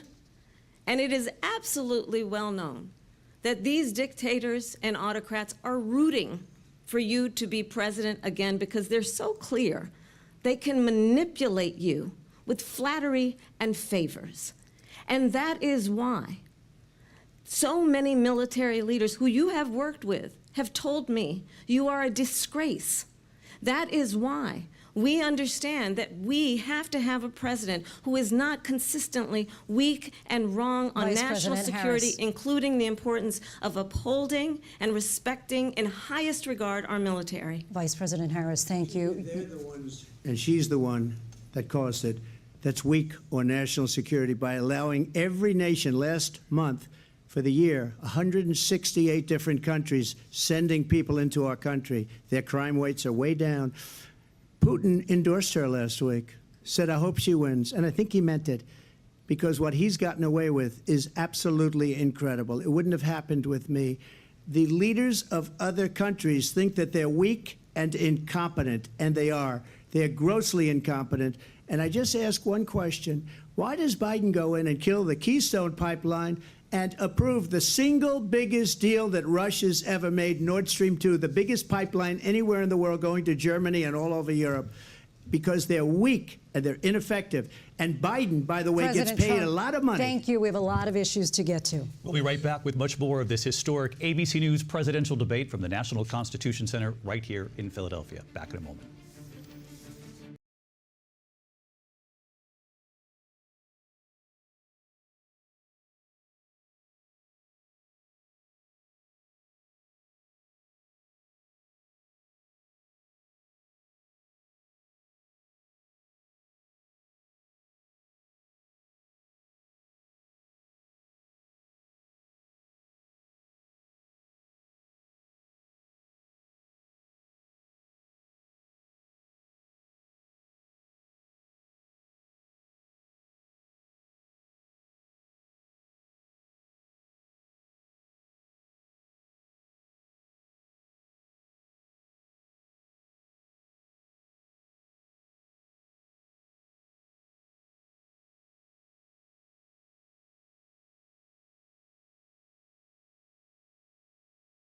I'm sitting here talking and my mic's mute. She says, let me be clear. She's been lying the whole time. How many times has she flip-flopped and said that she banned fracking? Now all of a sudden she wants to frack. She tells the American people, Trump's lying, Trump's lying. Let's see what they got to say. Hour tonight. The PBS NewsHour, your source. Trump's lying. Trump's lying. Let me be clear. I've always been for fracking. No, she hasn't. Oh my God, this is driving me nuts. I want to throw stuff at the camera. It's just driving me crazy. And I don't know how anybody's buying into her BS. It's insane. Oh, my God. I had turned my mic off. I apologize for that. And I was just, well, it's probably a good thing. Y'all don't want to hear me yapping. But I turned it off because, man, I don't want to, interrupt them talking. But, and this whole, I don't, she hasn't defended herself on the border. I think Trump scored huge on that. And I think he scored huge on the abortion part of it, too. She wouldn't answer the question if, would you allow a 8-month, 9-month, or a baby to be born and kill it? She never answered it. She just said, oh, that's just ridiculous or whatever. And she didn't answer it. She didn't answer it. Because we all know. We all know. They've been doing that. And nobody wants to talk about it because it's so heinous. It's so awful. It's the ugliest part of it. Well, it's all ugly. Abortion is ugly and hideous and insidious and all the above. But she didn't answer that question. Hell, guys, they had an abortion vehicle outside their DNC. This is crazy. I think Trump's done a great job on the border because she has done nothing. They have been in office this whole time. And all these illegals flooding in. I hope young people watching this realize all you got to do is go to the store, and we're going to get more of the same if these people get elected again. It's going to be bad. It's not going to get better. And they were using up our reserves to bring down some of the pain at the pump. They shouldn't have done that because they stopped the fracking. They stopped the pipeline. Oh, and how about Putin's endorsing Kamala? Oh, my God. That just cracked me up when he said that. Yeah, he wants her to get elected because they can just do whatever the hell they want to do. Could you imagine? She says they all hate it. They all don't like him. They all don't respect Trump. Yeah, they fear him. They might not respect him, but they fear him. He's a man. What do you think, guys, is going to do with a woman in office? I mean, they're not going to respect her. They're not going to respect our country. They already don't respect us because of Biden. They're just allowing them to do anything. We don't even have a border. We're a bunch of idiots. We are the laughingstock of the planet. All right, here we go. Pennsylvania. Here again, David Moore and Lindsay Davis. Here we go. Welcome back to this historic ABC News presidential debate tonight. We're going to continue here, and I want to turn to the war in Ukraine. We're now 2.5 years into this conflict. Mr. President, it has been the position of the Biden administration that we must defend Ukraine from Russia, from Vladimir Putin, to defend their sovereignty, their democracy, that it's in America's best interest to do so, arguing that if Putin wins, he may be emboldened to move even further into other countries. You have said you would solve this war in 24 hours. You said so just before the break tonight. How exactly would you do that? And I want to ask you a very simple question tonight. Do you want Ukraine to win this war? I want the war to stop. I want to save lives that are being people being killed by the millions. It's the millions. It's so much worse than the numbers that you're getting, which are fake numbers. Look, we're in for $250 billion or more, because they don't ask Europe, which is a much bigger beneficiary to getting this thing done than we are. They're in for $150 billion less because Biden and you don't have the courage to ask Europe like I did with NATO. They paid billions and billions, hundreds of billions of dollars when I said, either you pay up or we're not going to protect you anymore. So that's maybe one of the reasons they don't like me as much as they like weak people. But you take a look at what's happening. We're in for 250 to 275 billion. They're into 100 to 150. They should be forced to equalize. With that being said, I want to get the war settled. I know Zelensky very well, and I know Putin very well. I have a good relationship, and they respect your president, okay? They respect me. They don't respect Biden. How would you respect him? Why? For what reason? He hasn't even made a phone call in 2 years to Putin, hasn't spoken to anybody. They don't even try and get it. That is a war that's dying to be settled. I will get it settled before I even become president. If I win, when I'm president-elect, and what I'll do is I'll speak to one, I'll speak to the other, I'll get them together. That war would have never happened. And in fact, when I saw Putin after I left, unfortunately left because our country has gone to hell. But after I left, when I saw him building up soldiers, he did it after I left, I said, oh, he must be negotiating. It must be a good, strong point of negotiation. Well, it wasn't, because Biden had no idea how to talk to him. He had no idea how to stop it. And now you have millions of people dead, and it's only getting worse, and it could lead to World War III. Don't kid yourself, David. We're playing with World War III, and we have a president that we don't even know if he's... Where is our president? We don't even know if he's a president. And just to clarify they here... They threw him out of a campaign like a dog. We don't even know. Is he our president? But we have a president, Mr. President, that doesn't know he's alive. Your time is up. Just to clarify in the question, do you believe it's in the U.S. best interest for Ukraine to win this war, yes or no? I think it's the U.S. best interest to get this war finished and just get it done. All right. Negotiate a deal, because we have to stop all of these human lives from being destroyed. I want to take this to Vice President Harris. I want to get your thoughts on support for Ukraine in this moment, but also, as Commander-in-Chief, if elected, how would you deal with Vladimir Putin, and would it be any different from what we're seeing from President Biden? Well, first of all, it's important to remind the former president you're not running against Joe Biden, you're running against me. I believe the reason that Donald Trump says that this war would be over within 24 hours is because he would just give it up. And that's not who we are as Americans. Let's understand what happened here.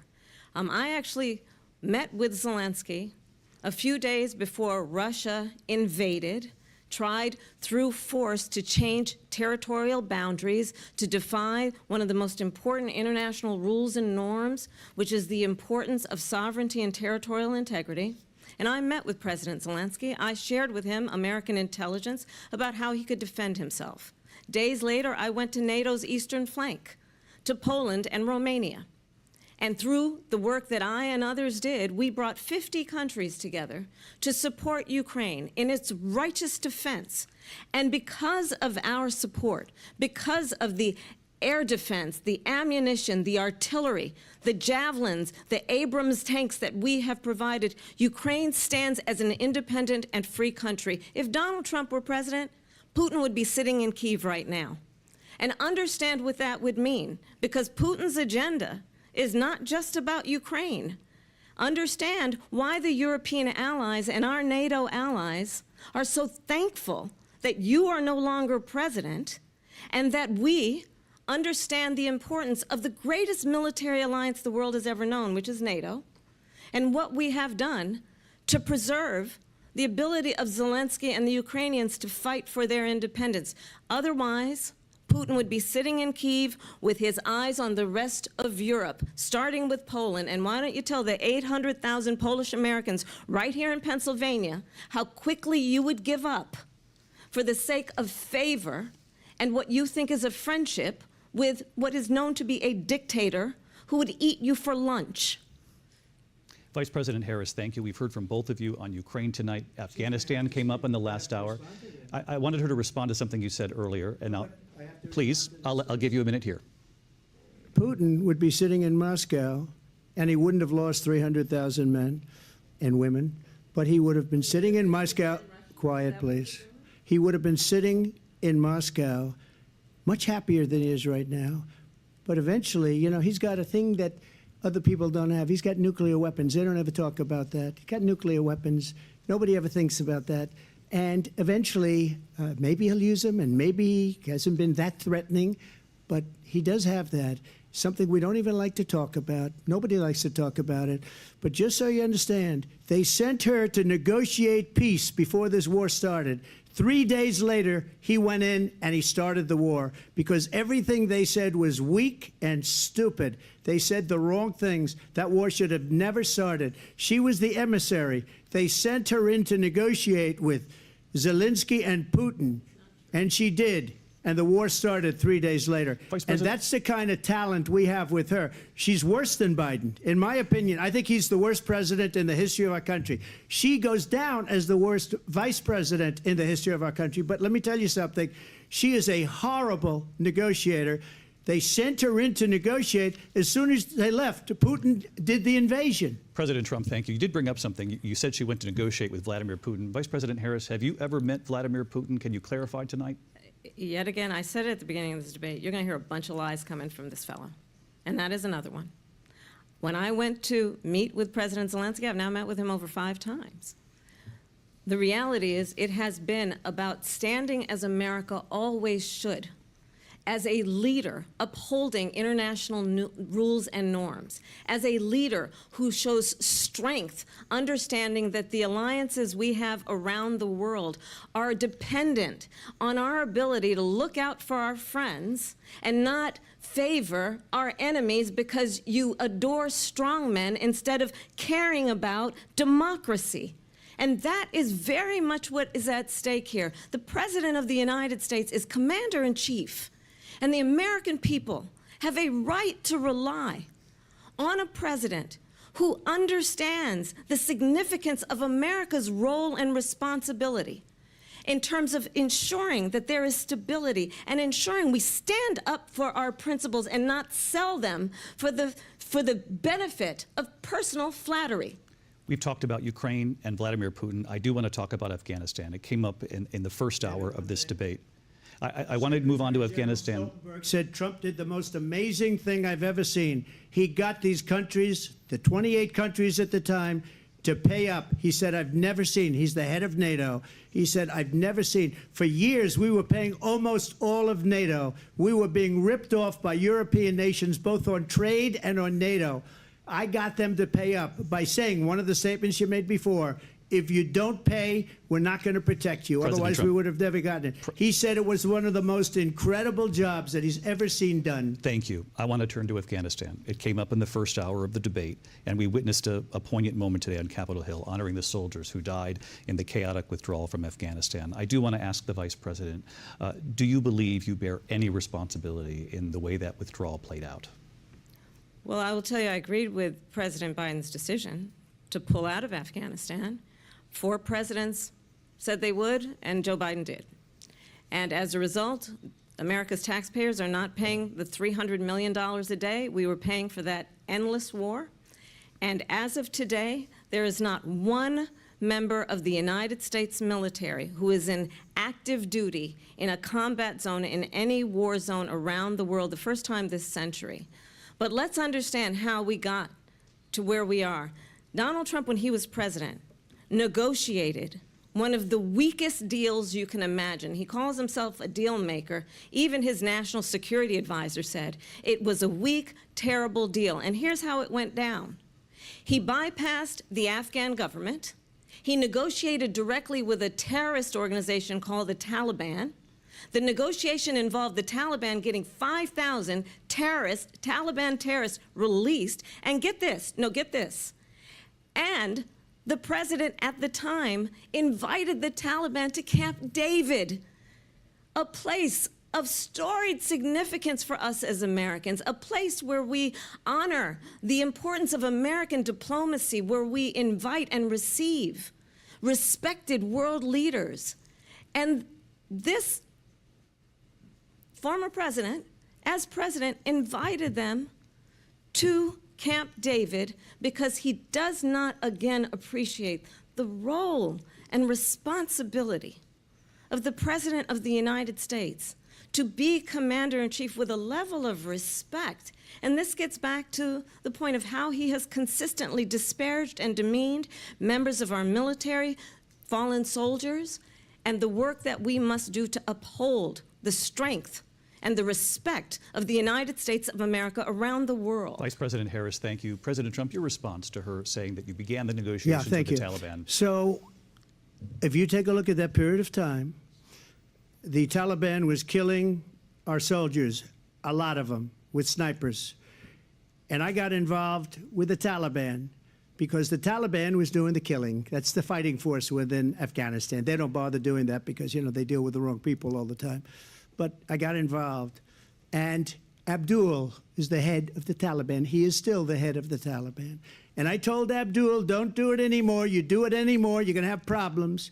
And he said, why do you send me a picture of my house? I said, you're going to have to figure that out, Abdul. And for 18 months, we had nobody killed. We did have an agreement negotiated by Mike Pompeo. It was a very good agreement. The reason it was good, we were getting out. We would have been out faster than them, but we wouldn't have lost the soldiers. We wouldn't have left many Americans behind, and we wouldn't have left $85 billion worth of brand new, beautiful military equipment behind. And just to finish, they blew it. The agreement said you have to do this, and they didn't do it. They didn't do it. The agreement was terminated by us because they didn't do what they were supposed to do. I want to move on. And these people did the worst withdrawal and, in my opinion, the most embarrassing moment in the history of our country. And by the way, that's why Russia attacked Ukraine, because they saw how incompetent she and her boss are. President Trump, thank you. I want to move on now to race and politics in this country. Mr. President, you recently said of Vice President Harris, quote, I didn't know she was black until a number of years ago when she happened to turn black, and now she wants to be known as black. I want to ask a bigger picture question here tonight. Why do you believe it's appropriate to weigh in on the racial identity of your opponent? I don't, and I don't care. I don't care what she is. I don't care. You make a big deal out of something, I couldn't care less. Whatever she wants to be is okay with me. But those were your words, so I'm I asking. don't know. I mean, all I can say is I read where she was not black, that she put out, and I'll say that. And then I read that she was black, and that's okay. Either one was okay with me. That's up to her. That's up to her. Vice President Harris, your thoughts on this? I think honestly, I think it's a tragedy that we have someone who wants to be president who has consistently, over the course of his career, attempted to use race to divide the American people. I do believe that the vast majority of us know that we have so much more in common than what separates us, and we don't want this kind of approach that is just constantly trying to divide us, and especially by race. And let's remember how Donald Trump started. He was land, he owned buildings, and he was investigated because he refused to rent property to black families. Let's remember, this is the same individual who took out a full-page ad in the New York Times calling for the execution of 5 young black and Latino boys who were innocent, the Central Park 5. Took out a full-page ad calling for their execution. This is the same individual who spread birther lies about the first black president of the United States. And I think the American people want better than that, want better than this, want someone who understands, as I do, I travel our country. We see in each other a friend. We see in each other a neighbor. We don't want a leader who is constantly trying to have Americans point their fingers at each other. I meet with people all the time who tell me, can we please just have discourse about how we're going to invest in the aspirations and the ambitions and the dreams of the American people? Knowing that regardless of people's color or the language their grandmother speaks, we all have the same dreams and aspirations and want a president who invests in those, not in hate and division. Vice President Harris, thank you. Lindsay? President Trump, this is now your 3rd time. This is the most divisive presidency in the history of our country. There's never been anything like it. They're destroying our country, and they come up with things like what she just said. Going back many, many years, when a lot of people, including Mayor Bloomberg, agreed with me on the Central Park 5, they admitted, they said, they pled guilty. And I said, well, if they pled guilty, they badly hurt a person, killed a person ultimately. And if they pled guilty, then they pled, we're not guilty. But this is a person that has to stretch back years, 40, 50 years ago, because there's nothing now. I built one of the greatest economies in the history of the world, and I'm going to build it again. It's going to be bigger, better, and stronger. But they're destroying our economy. They have no idea what a good economy is. Their oil policies, every single policy. And remember this, she is Biden. You know, she's trying to get away from Biden. I don't know the gentleman, she says. She is Biden. The worst inflation we've ever had, a horrible economy because inflation has made it so bad, and she can't get away with that. Thank you. Your time is up, Lindsey. I want to respond to that, though. I want to just respond briefly. Clearly, I am not Joe Biden, and I am certainly not Donald Trump. And what I do offer is a new generation of leadership for our country, one who believes in what is possible, one who brings a sense of optimism about what we can do instead of always disparaging the American people. I believe in what we can do to strengthen our small businesses, which is why I have a plan. Let's talk about our plans and let's compare the plans. I have a plan to give startup businesses $50,000 tax deduction, to pursue their ambitions, their innovation, their ideas, their hard work. I have a plan, $6,000 for young families for the first year of your child's life, to help you in that most critical stage of your child's development. I have a plan that is about allowing people to be able to pursue what has been fleeting in terms of the American dream by offering a help with down payment of $25,000 down payment assistance for first-time home buyers. That's the kind of conversation, I believe, David, that people really want tonight, as opposed to a conversation that is constantly about belittling and name-calling. Let's turn the page Vice President and move Harris, forward. thank you. Let's turn to policy. President Let's Trump, turn back we to have policy. to move on. President Trump. Let's turn to policy, please. She has a plan to defund the police. She has a plan to confiscate everybody's gun. President Trump, she we has do a have to plan move to on to not other allow issues. fracking in Pennsylvania or anywhere else. Okay. Thank you, That's Mr. what her President. plan is until just recently. I just need Lindsey, to go ahead. respond President because Trump, the President former Trump, president has said no, I'm something sorry. twice that I need to No, respond to. I'm sorry. We're I going just to need to move on, respond Vice one President time Harris. to what he has President said Trump, this is multiple now times. your Yes. third time running for president. You have long vowed to repeal and replace the Affordable Care Act, also known as Obamacare. You have failed to accomplish that. You now say you're going to keep Obamacare, quote, unless we can do something much better. Correct. Last month, you said, quote, we're working on it. So tonight, 9 years after you first started running, do you have a plan, and can you tell us what it is? Obamacare was lousy health care, always was. It's not very good today.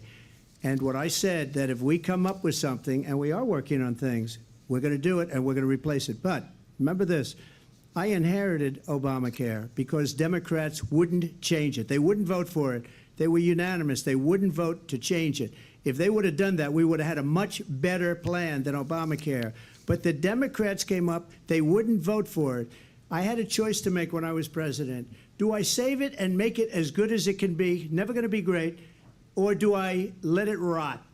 And I felt I had an obligation, even though politically it would have been good to just let it rot and let it go away.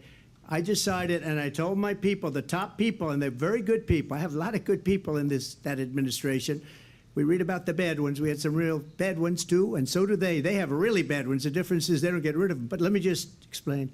I had a choice to make. Do I save it and make it as good as it can be, or do I let it rot? And I saved it. I did the right thing. But it's still never going to be great, and it's too expensive for people. And what we will do is we're looking at different plans.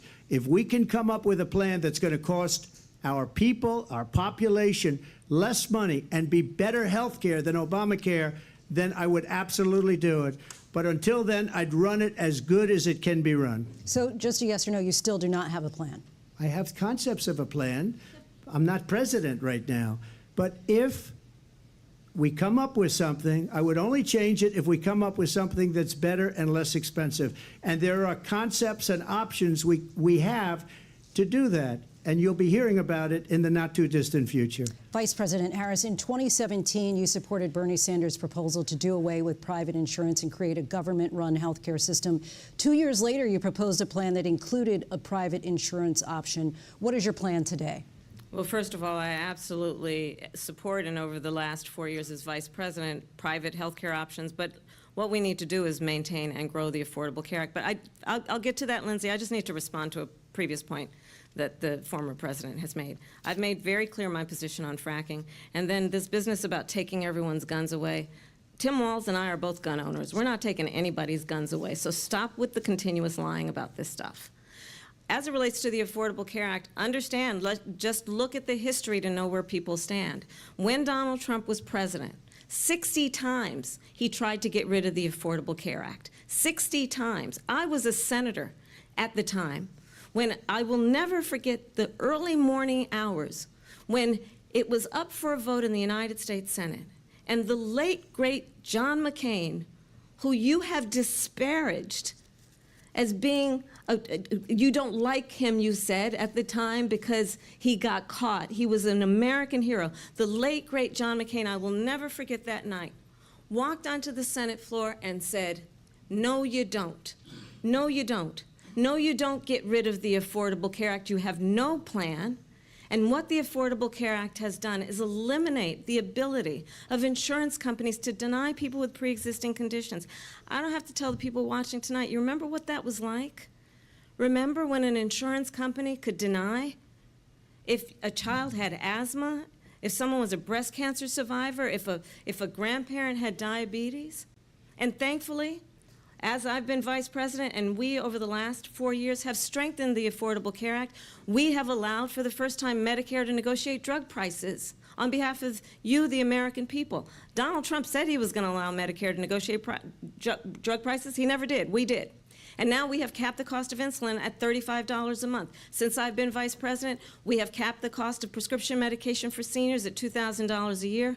And when I am president, we will do that for all people, understanding that the value I bring to this is that access to health care should be a right and not just a privilege of those who can afford it.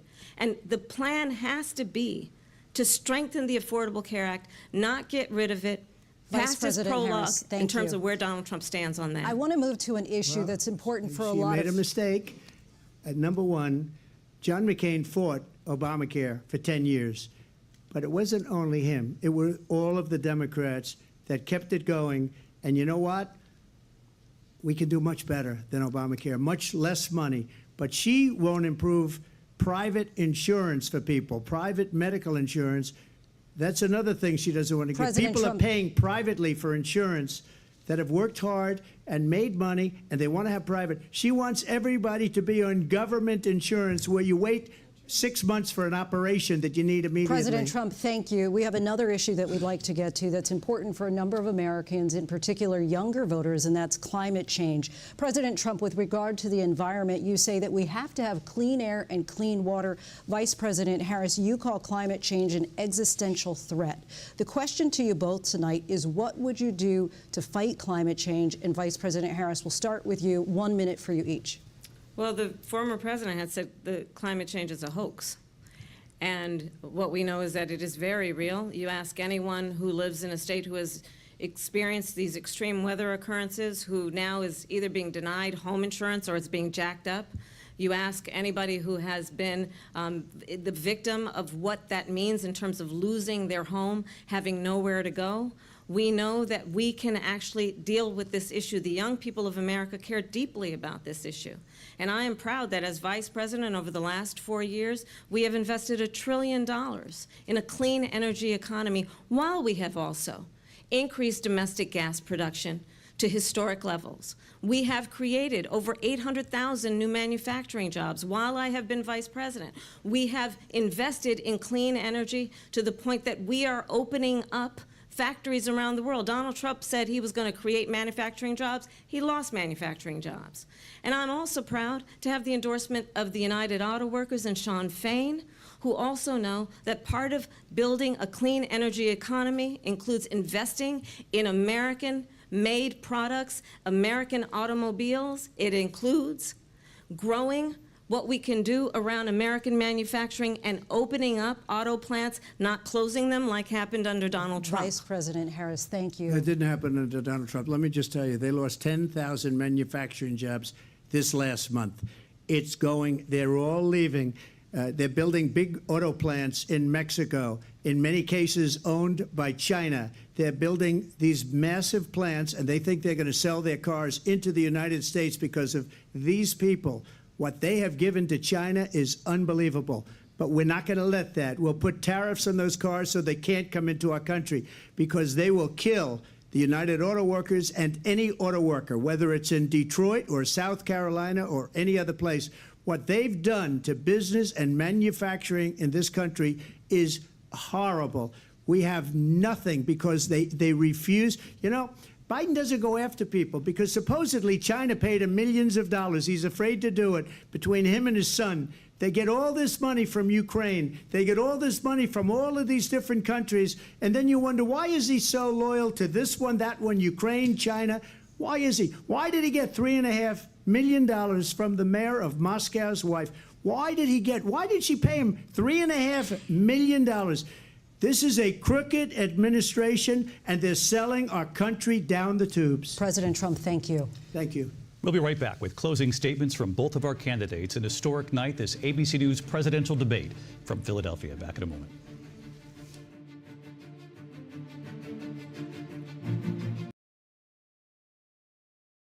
Oh my God. This is it's been really good.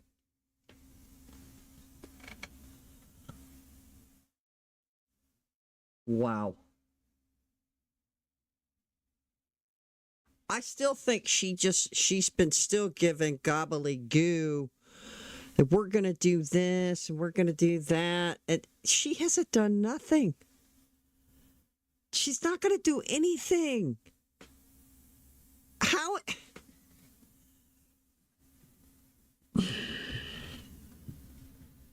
She's been there. She says she travels the world. She talks to these people. But we got wars happening everywhere. She's part of the Biden administration. She's supposed to be taking care of the border. She's not. Listening to her speak, she hasn't convinced me that she is going to take care of the border, because I don't believe it. Because she hasn't done it.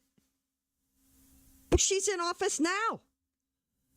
That's the part I can't get around, is that they've been in office and all of this crap is happening. But yet, Trump just lies about everything. I like how she said earlier that he just lies and he just attacks and he's dividing us. I have never heard Trump talk like dividing people. It's the liberals who divide people. She sounds like Obama. Especially when she went back and forth wishy-washy on defunding the police. She literally said she wanted to defund the police. She said to defund them because the resources, I saw a clip earlier, that the resources that they were spending on police should be spent elsewhere. And that we need to seek other ways of protecting ourselves. To me, that sounds like what Obama was stomping when he talked about the brown shirts. He wanted to, basically what he's saying, he wants to get rid of the police, create a government police. Cities govern their police departments city by city by city. I think that's what they want to do, guys. I'm saying it right now. I think they want to have a government-controlled police force that's across the board. Across the whole United States. They control it. The government controls it. I think that's what they want to do. Obama talked about the brown shirts. Obama talked about going forward, not going back. She sounds just like him. She sounds just like him. I mean, she's twisting the words a little bit, but it's the same crap. It's the same socialist crap. I can read between the lines. excuse me, I just hope everybody else can too see this. I think she's been weak in this debate. She hasn't been strong and tough at all. I don't know. She's just driving me nuts. And I think Trump has done a pretty good job not losing his cool. And she's interrupted him. And wasn't that funny when she goes, oh, and by the way, I'm not going to take people's guns. You better believe they're going to try to take people's guns. They're going to stop the fracking. They're going to push this. Oh, my God. Y'all know that Biden and them, they want to do away with gas-powered cars and go all electric. They've already started it in California by telling the people with their lawnmowers and weed eaters that they can't even buy those products anymore in California. So once their lawnmower takes a dump, they have to use an electric lawnmower. And this is what they want to do with the rest of the country. You better believe all that. Constitution Center in Philadelphia, Pennsylvania. Here again, David Muir and Lindsay Davis. Oh, my God. Welcome back tonight. The time has come for closing statements, and Vice President Harris, we begin with you. So I think you've heard tonight two very different visions for our country. One that is focused on the future, and the other that is focused on the past, and an attempt to take us backward. But we're not going back. And I do believe that the American people know we all have so much more in common than what separates us. And we can chart a new way forward.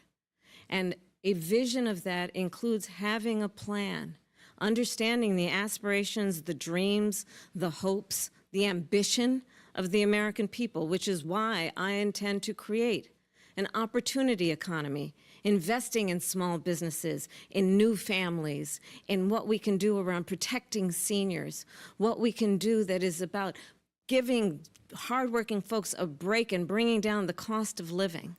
I believe in what we can do together that is about sustaining America's standing in the world and ensuring that we have the respect that we so rightly deserve, including respecting our military and ensuring we have the most lethal fighting force in the world.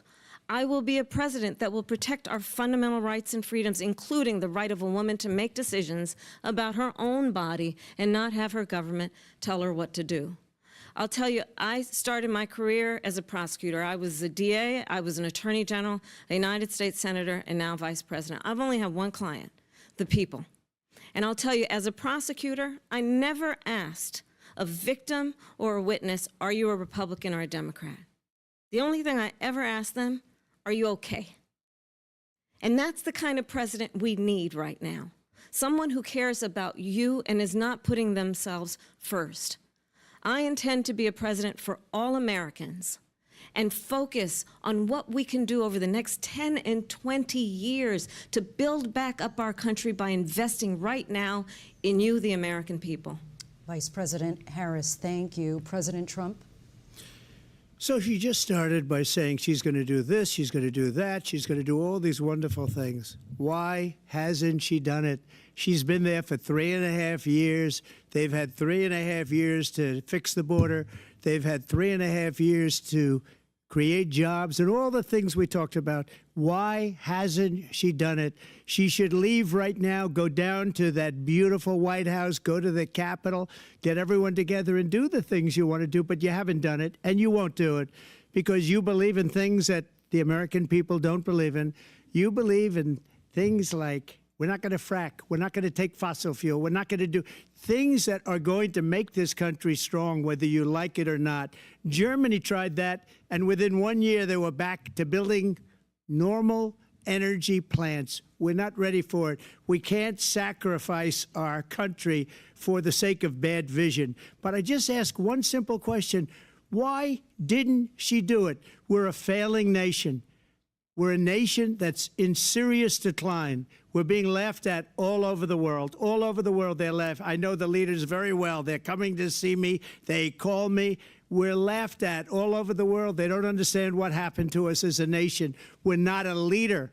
We don't have any idea what's going on. We have wars going on in the Middle East. We have wars going on with Russia and Ukraine. We're going to end up in a third world war, and it'll be a war like no other because of nuclear weapons, the power of weaponry. I rebuilt our entire military.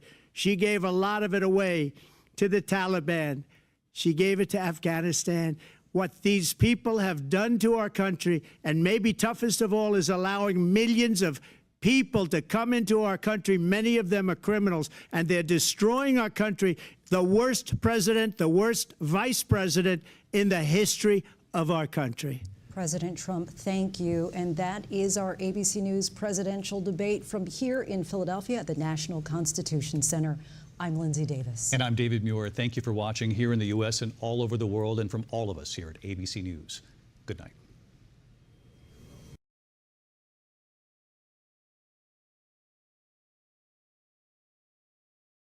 She says she's only had the people in mind the whole time. They're going to have a panel here on PBS.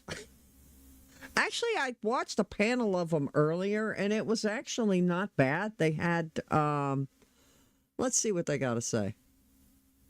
Payne, I want to begin with you two before we turn to everyone else here, and let's just get your quick takeaways. The candidates' work here is over now. The surrogates and the campaigns take over. What are you hearing from them in terms of PBS, how they saw the debate and their takeaways? Laura? Well, Harris's campaign is feeling really good about this debate. They feel as though they did a number of things that she wanted to do going in, which was goad him, and she did that on quite a few fronts. She did that on on abortion. She did that on election denialism, and they said also that in the first hour of the debate, 71% of the grassroots donations that they were getting were from women. So they feel as though some of her strongest moments were when she was going after him on abortion and when she was talking about those personal stories of women who were having miscarriages and unable to get the care that they needed. And they also said that based on the undecided voters that they were tracking live during the debate, that the campaign was tracking, that another strong moment for her was her response when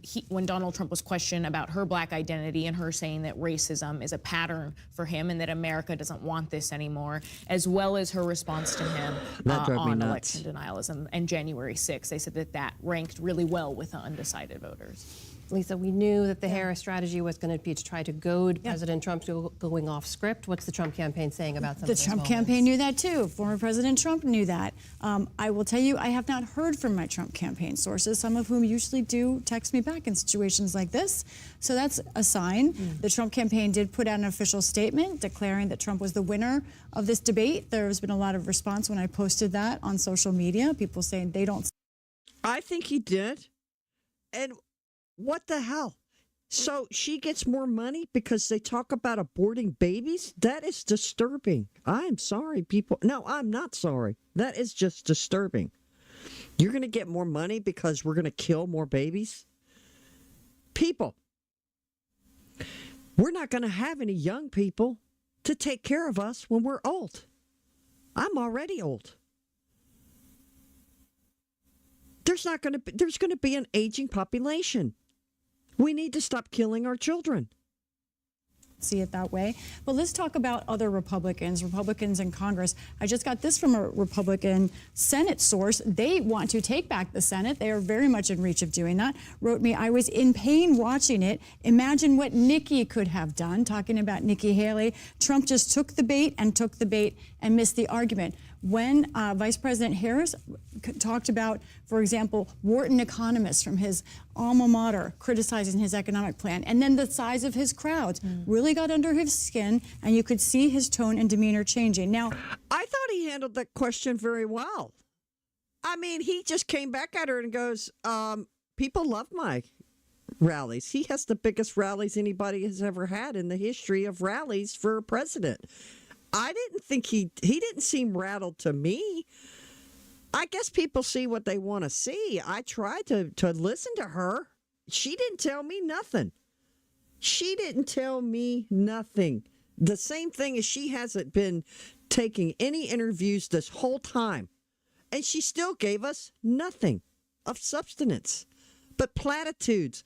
I'm for the people. I was the only prosecutor to do stuff and blah, blah, blah, blah, blah.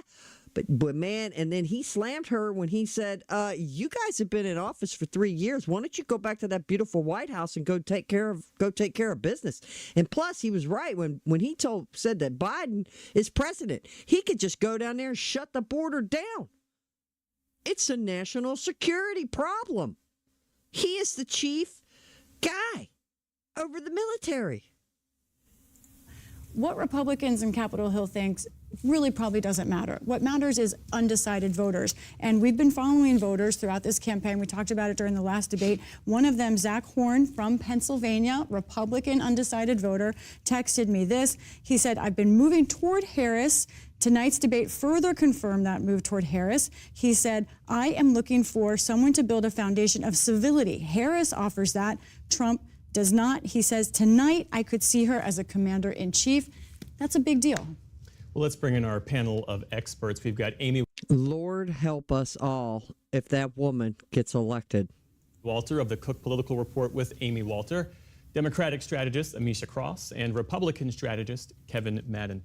Amisha, there was a question heading into this debate about how much Kamala Harris, the degree to which she would engage directly with Donald Trump, and how much would she really speak beyond the debate stage directly to the American people. She did both. Yeah, absolutely. Kamala Harris had a high ceiling to clear and a very delicate balance because she is a part of the current administration. But she was also able to not only set herself apart, but to lean in on the policies that matter the most to the American people. She talked about the economy. She talked about the middle class. She talked about housing. She talked about the economy and didn't tell us diddly squat. She's going to tell us what she's going to do to fix the economy, and it's a bloody wreck because of her and Biden. And then she just talked about abortion. How is abortion going to help the economy? It's certainly she didn't give us any substance on how she's going to take care of the border, which she should be already taking care of the border. She talked about women's reproductive rights, but she also attacked Trump hardcore. She went after him on statements about January 6th, what he didn't do and what he should have done. She went after him on... Those were stupid and has nothing to do with taking care of the American people. It was a waste of time. I hated that questioning, by the way. It's dumb. Let's move on. Like they said, they want to just keep moving on. We want to go forward, but he wants to go back.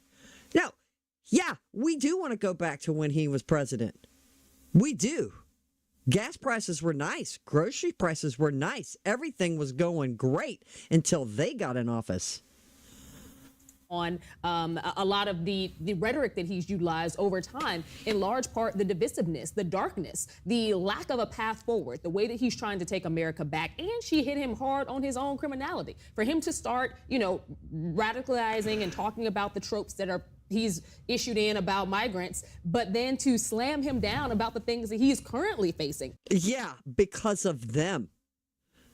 Nowhere in history has another political sitting president's campaign officials enlist a prosecuting attorney to go after your opponent to win an election. And I thought Trump did a great job laying that out. I understood it, and I'm not the sharpest tool in the shed. Excuse me. But her bringing all that up, it just shows that, oh yeah, y'all are the ones that did this. Y'all shouldn't have done this. I mean, you should have just waited. You were scared of him. That's why y'all went after him. I thought that was a really, really hard hit. Kevin, your assessment of how That was a lame hit. I'm sorry. It was not a hard hit. And of course the left is going to say that. But come on, people. Seriously? I mean, is that really... Are y'all glad that they went after him for a bunch of dumb ass shit? Because they're scared of him? They got to dig through dirt. She's got to bring up some article that he pulled out 35 years ago of a heinous incident that happened in New York. And that's all they got? They got to get him for this other stuff. Then they got to bring up, oh, they're immune. Well, all of them are immune. It's just absurd, this dance talk to confuse the voters. They know exactly what they're doing. former president did tonight? Look, usually at these debates, I have like a very complex analysis, right? Multi-layered analysis. I think mine is very simple here. This was a clear case of a very clear strategy beating no strategy. Yes. The Harris strategy here was so apparent from the beginning, which is connect with swing voters on every single issue that matters to them as best she can. Housing, cost of child care. I think the abortion issue, which of course we know is important to a lot of suburban women that are going to decide this election. Also, bait Trump into talking about himself and relitigating his past grievances. Trump took that bait every single time.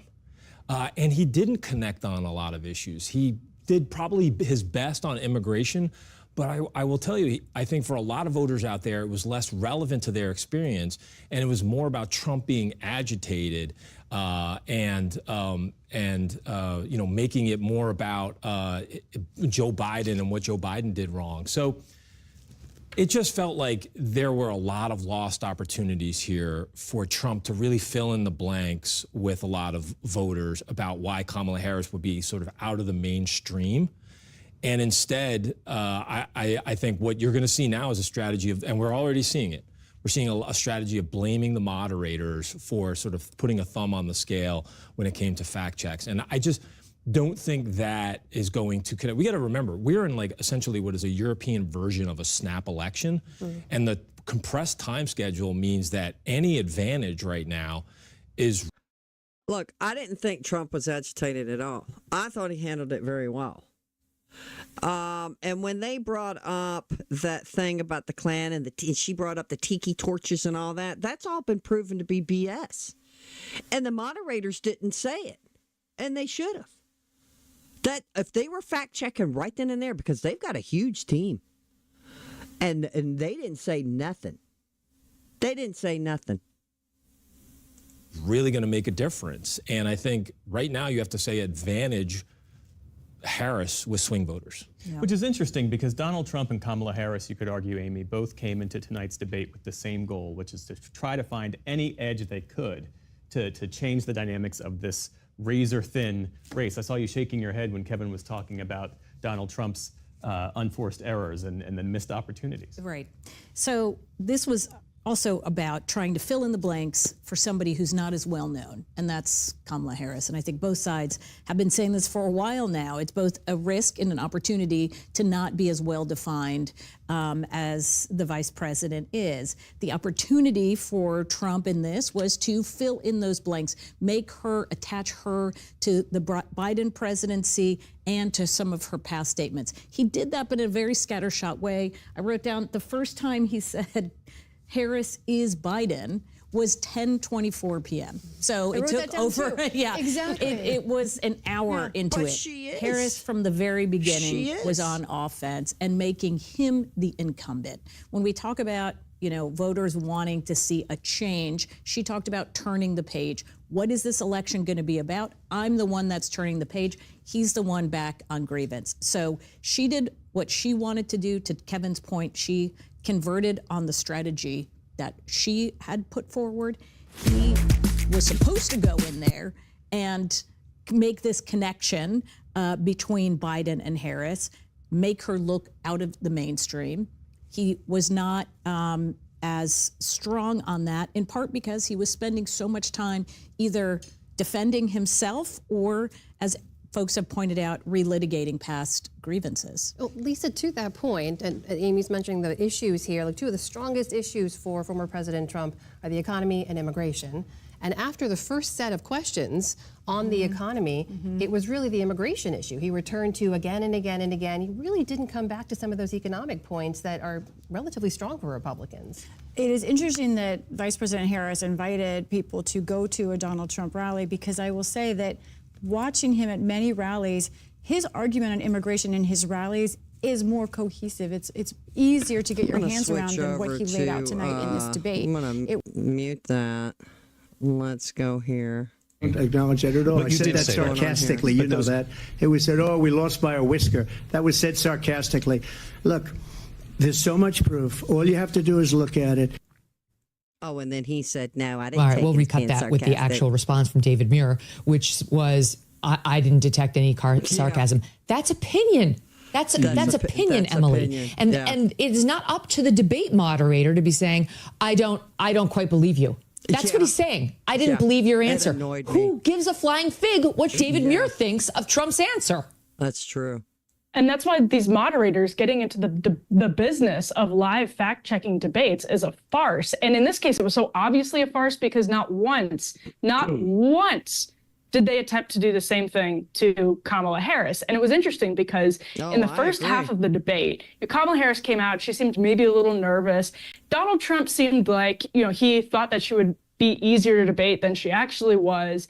And, he took the bait a couple of times from her. She baited him into talking about his rallies when he probably shouldn't have been litigating the size of his rallies. But then as the media fact checks started piling up, and as it became clearer and clearer that the editorial line from ABC News, from the leadership that is very close to Kamala Harris, as you point out, Megan, they said that there was an editorial firewall in this case, which was obviously not true.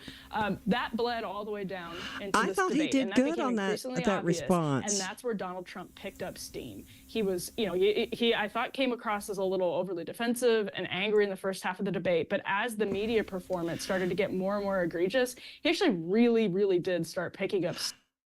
Why everybody always says he's angry? He's concerned about America. He's not angry. He's like, hey, this is this. And he's pointing his finger. It's like, they did this. He goes, they did this. They did this to our country. They're destroying our country. I loved it. I loved it. Steam. So even by their own objectives, they're too dumb. They're too dumb to actually fulfill their own their own objectives, which we all know is that they want to destroy Donald Trump, because this ends up helping him when it may not have been a good debate for him, period. Now the big conversation coming out of the Trump camp is going to be an entirely reasonable one about what a joke the media was. So the big loser here, and I mean bigger than Donald Trump in this case, is ABC News, because now I think all of the networks, to your point, Megan, might be losing access to debates from Republicans going forward. They should. They must. Oh, I didn't detect sarcasm. No, I didn't detect that. He shouldn't have said anything. I hope y'all caught that when they did that, because that was annoying.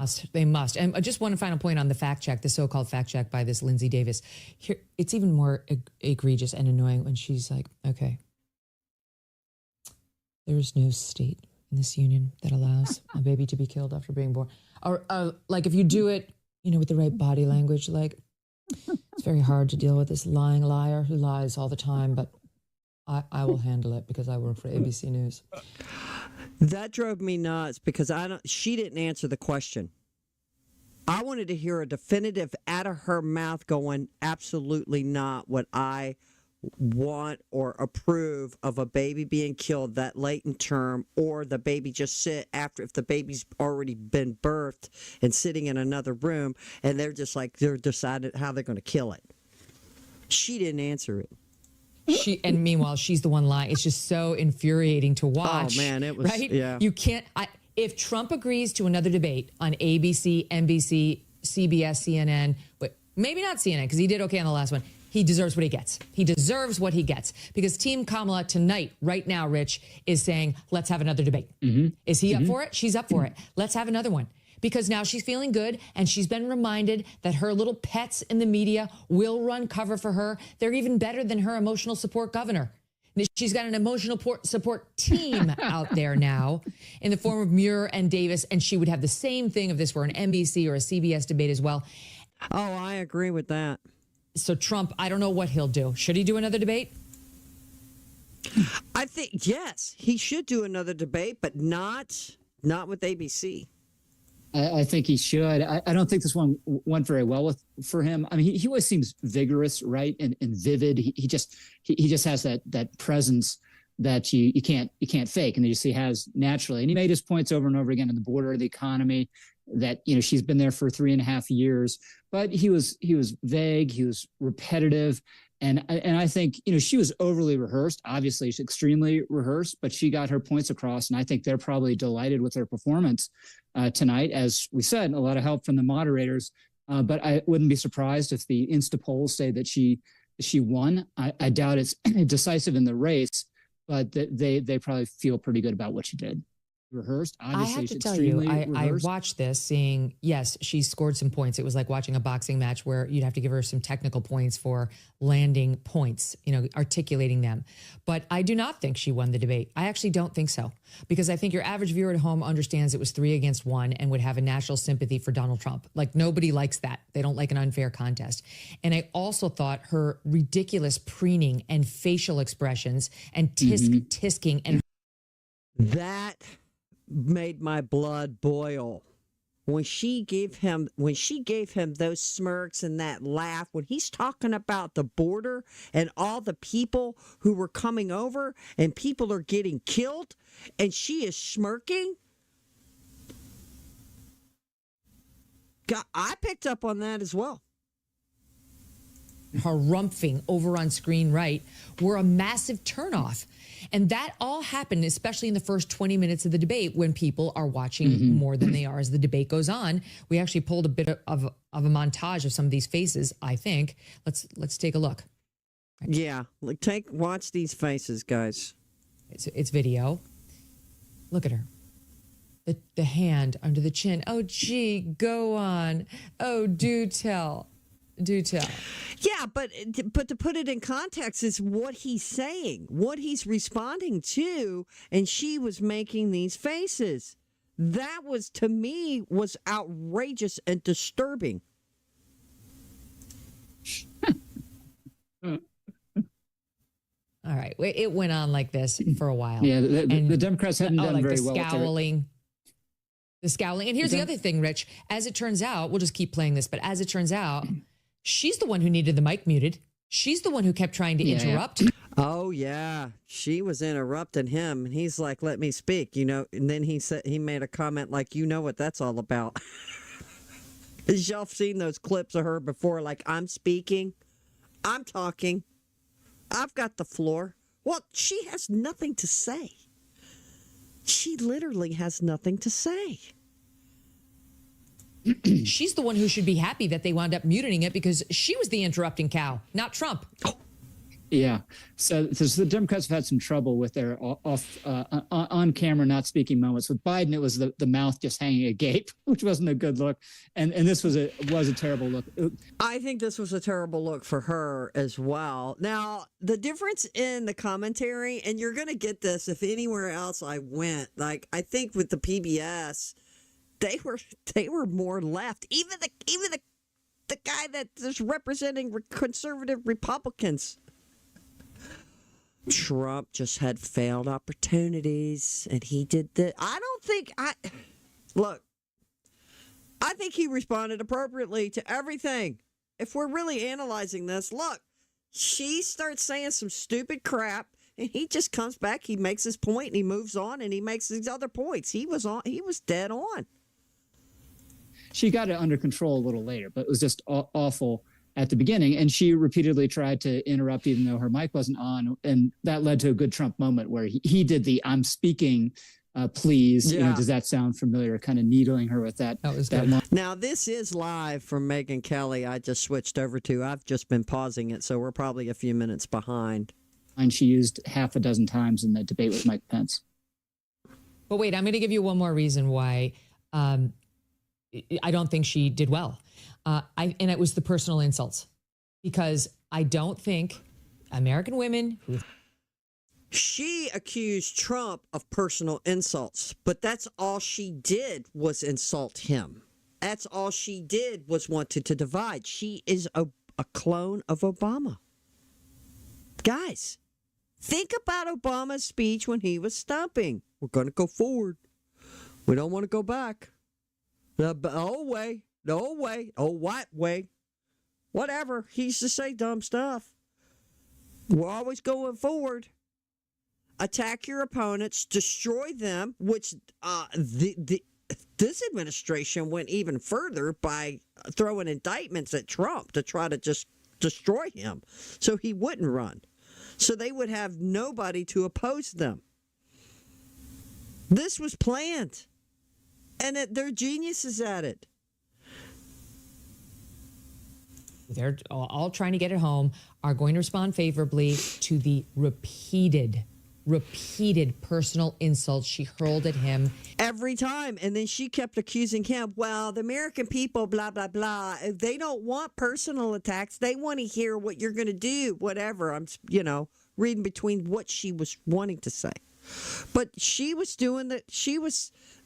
It's like she's a hypocrite while she was on the stand. In virtually every answer, she was small and she was petty, and he didn't respond. He didn't take much bait. Maybe here or there he dropped a word, but she was like a dog with a bone in her trying to attack him personally. It was unseemly. Here's a few examples. World leaders are laughing at Donald Trump. I have talked with military leaders, some of whom worked with you, and they say you're a disgrace. It is very well known. Yeah, but guys, his response was great. He goes, I fired them.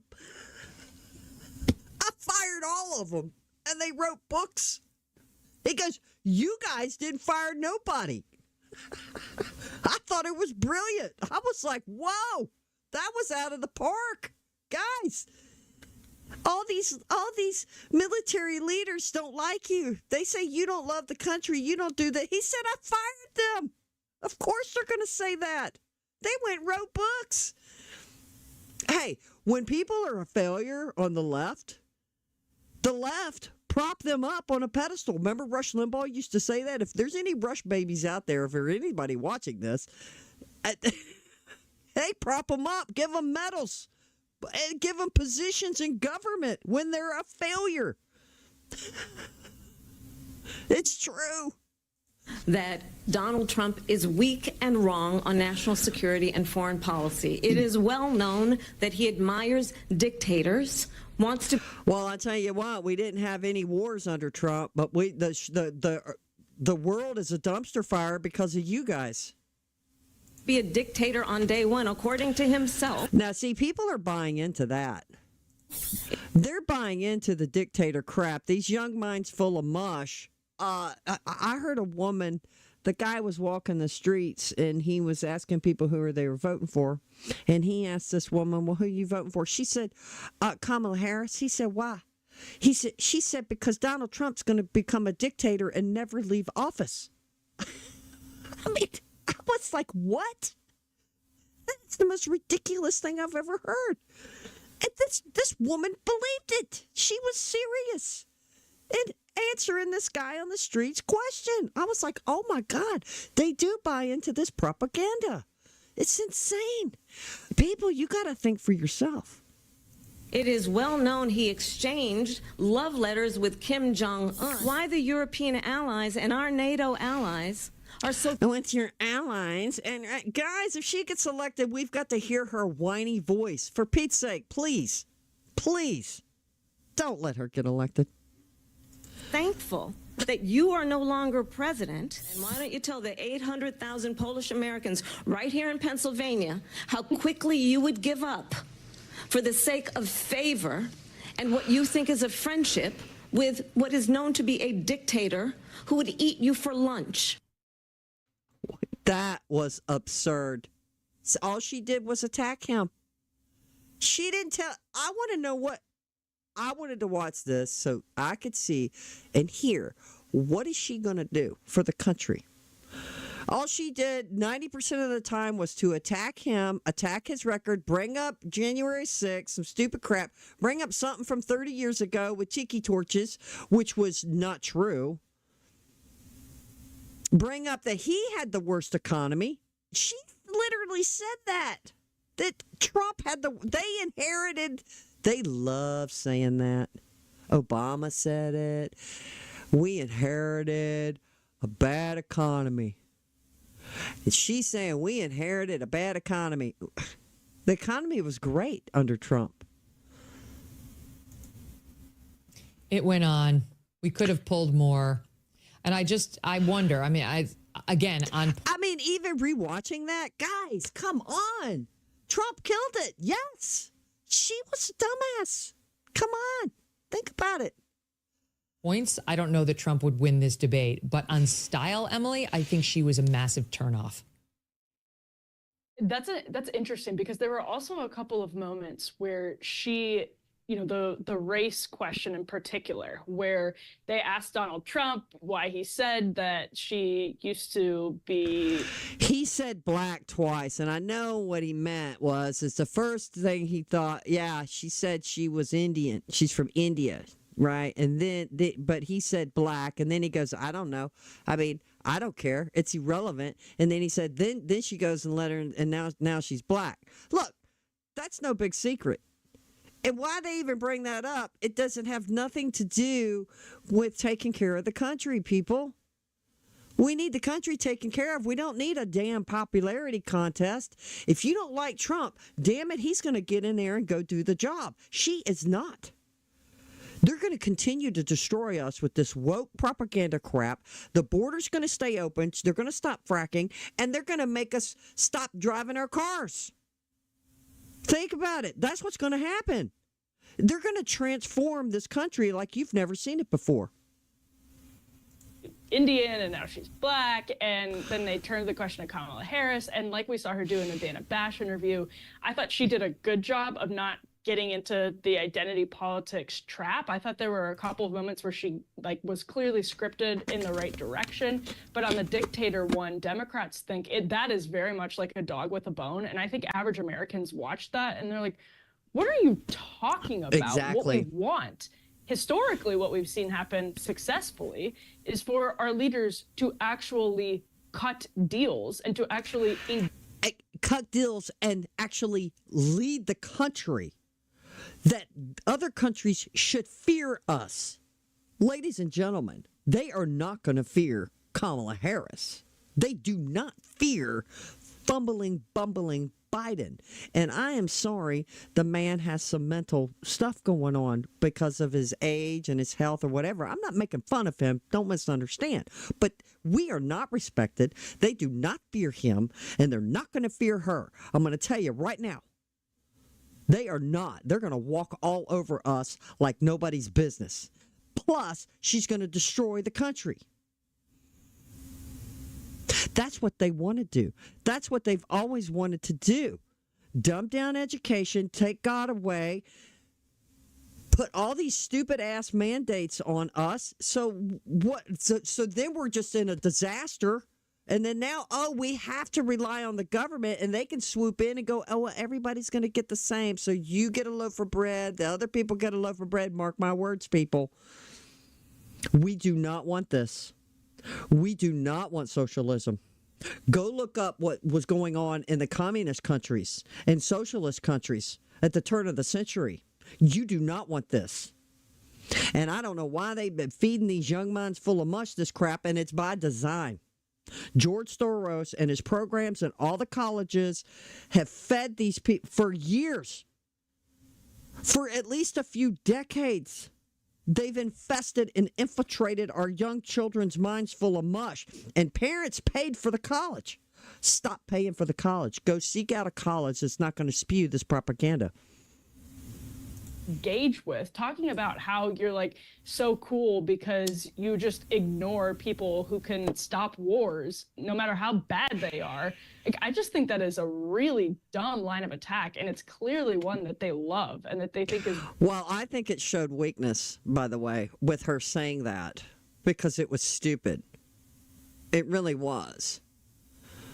Look, I know there's some strong women, but I don't think she should be president.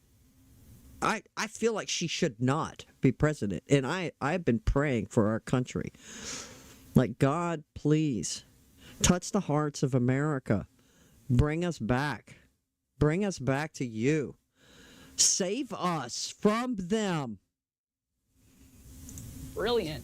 And so I thought she looked pretty silly in that particular exchange, especially because to your point, Megan, she was really, on that one, wound up. She felt like this was a slam dunk, and it was not even a layup. That's because liberals love that kind of spew, and I think it resonates with, like I said, with these snowflake young minds full of mush. I said snowflakes. I mean, it's like Obama crap. I don't understand it. I really don't. That on that question you mentioned in your answer about the racial identity, Trump pointing out, when did she become black? I mean, this was a thing online for some members of the black. She became black the moment that she was kind of failing in the polls, and they flipped her over and they threw Biden under the bus, and they need to get the black vote. Black folks out there, I don't care. Americans in general, you need to see right through this bull crap. Don't let nobody. I don't care. Just because they're black, you shouldn't vote for them. That's wrong. You want somebody that's going to do the job. If it's a black person that can do the job, then so be it. But it's not her. It is not her. Community, they've been speaking out about it, saying we're the ones who raised this. We don't think she's black. She always leaned into her Indian heritage, and Trump picked up on it. Maybe somebody fed it to him, I don't know. And that's when he made his comments. And even tonight, they're all over the internet saying we're the ones who raised it, not Donald Trump. But in any event, so they elevate this. It's already come up, right? Trump's already been asked about it at the NAB. He was asked about it. I think that's what she's fixing to say, because obviously this is live. I've never seen it. There was that interview he had at the Black. I think it was Communications. They were black journalists and stuff. And there was a woman on there that just come right out of the gate and kind of nasty and not very polite, which was unprofessional of her. Whether she doesn't like him, she doesn't even know him personally. She just doesn't like his policies or whatever it is. She still should not have been rude to him. But they're the ones that brought it up on that stage because I watched it. Jay, that's where he said it. He was followed up. Oh, yeah. He's been asked about it in interviews. She was asked about it in her sit down with CNN. And I'll tell you, as a debate moderator, you factor all that in on whether you're going to raise it on the debate stage. Has it already been responded to? Has it already been? How long is the controversy? Oh, and wasn't that a train wreck? The CNN one as well. It was terrible. It was horrible. Been over. This would not have risen to the level. It would. Children are actually having their body parts chopped off right now by the Democrats. I feel. I wish they would have brought that up, and they didn't. None of this woke crap. It's because the poor moderators. It was terrible. Like that deserved a question. I agree. Little girls are having their faces pummeled and going into permanent brain damage because of boys playing. Maybe they could deserve one question instead of raising this thing over and over again. But here's how they did it. Mr. Trump, you're horrid. Here's what you said. Vice President Kamala Harris, would you like to comment on how terrible he is? That was there. It was a bit childish, wasn't it? Or did you like the question where they asked him, would you have done something different on January 6th? I mean, they all have the footage. This was televised. He told people to protest peacefully. He asked Pelosi to, he asked, I guess, Pelosi and the governor or whoever it is there in controlling that stuff to get the National Guard down there. He said, this is going to get big. A bunch of people. I think you need to bring these people in. And she said no. They said no. They wanted something to happen. They wanted it so bad. And then something did happen. And then they harped on it forever. I got sick of hearing about it. They were so stupid. Oh, God. And then Destiny, that Destiny guy, what a moron. What a Nimrod. What a moron. I mean, these people know this. It doesn't take a rocket scientist to figure it out. He told them to protest peacefully. 99.9% of the people who go to Trump rallies and stuff are peaceful, law-abiding citizens. More people on the left are crazy lunatic burning down cities, and none of them get arrested. And I loved that point he made, by the way. MO, here it is. Mr. President, you recently said of Vice President Harris, quote, I didn't know she was black until a number of years ago when she happened to turn black and now she wants to be known as black. And I thought that was the stupidest question to ask because it has nothing to do with the state of affairs of the United States of America, that we're turning into a third world country. For Pete's sake, he should be ashamed of this guy's an idiot. I'm sorry. No, I'm not sorry. I want to ask a bigger picture question here tonight. Why do you believe it's appropriate to weigh in on the racial identity of your opponent? I don't, and I don't care. I don't care what she is. I don't care. I don't care. You make a He big doesn't deal out care. of something. I couldn't care less. Whatever she wants to be is okay with me. But those were your words, so I'm I was cracking up. Whatever she wants to be, I don't care. She's going to change her accent. She's going to pull a Hillary Clinton. I mean, come on, people. It's so obvious. I don't know. I mean, all I can say is I read where she was not black, that she put out, and I'll say that. And then I read that she was black, and that's okay. Either one was okay with me. That's up to her. That's up. I thought she had said she was from India, or she's got some Indian in her, or whatever. I don't know what the hell she is. To her. Vice President Harris, your thoughts on this? I think it's, I mean, honestly, I think it's a tragedy that we have someone who wants to be president who has consistently, over the course of his career, attempted to use race to divide the American people. I just thought that was not true at all. Not true at all. I think Obama, we had more race division under Obama than I'd ever seen in my lifetime. And I'm pretty old, guys. Yeah, I was a kid back in the 70s. And I've never seen it like that until Obama got elected. It divided us. We really did. Now, apparently there was some division too during the OJ crap. I remember that. I was out in California when it happened. I hadn't left California yet. I lived out there a few years. And I hated it. I hated living out there, by the way. Yeah, the weather was beautiful. I lived in a beautiful apartment complex, nice pool area, palm trees, crap everywhere. Man, but I hated it. It was expensive. Traffic was insane. I'm like, I want to go back to the East Coast or back to the South. I mean, the playbook, Rich, it worked beautifully. Who couldn't? I thought he answered it well. I don't know. I didn't have a problem with his answer. I thought she was a goofball. That she insinuated that he is dividing us. There are so many black conservatives that are on YouTube, guys. And if y'all have watched any of my videos, I profile a lot of them. And they're all about Trump. They can't stand this left woke crap. And it is wonderful and a beautiful thing to see all these conservatives coming out that are blacks that are against this, and they're waking up. They know that they've been lied to for decades.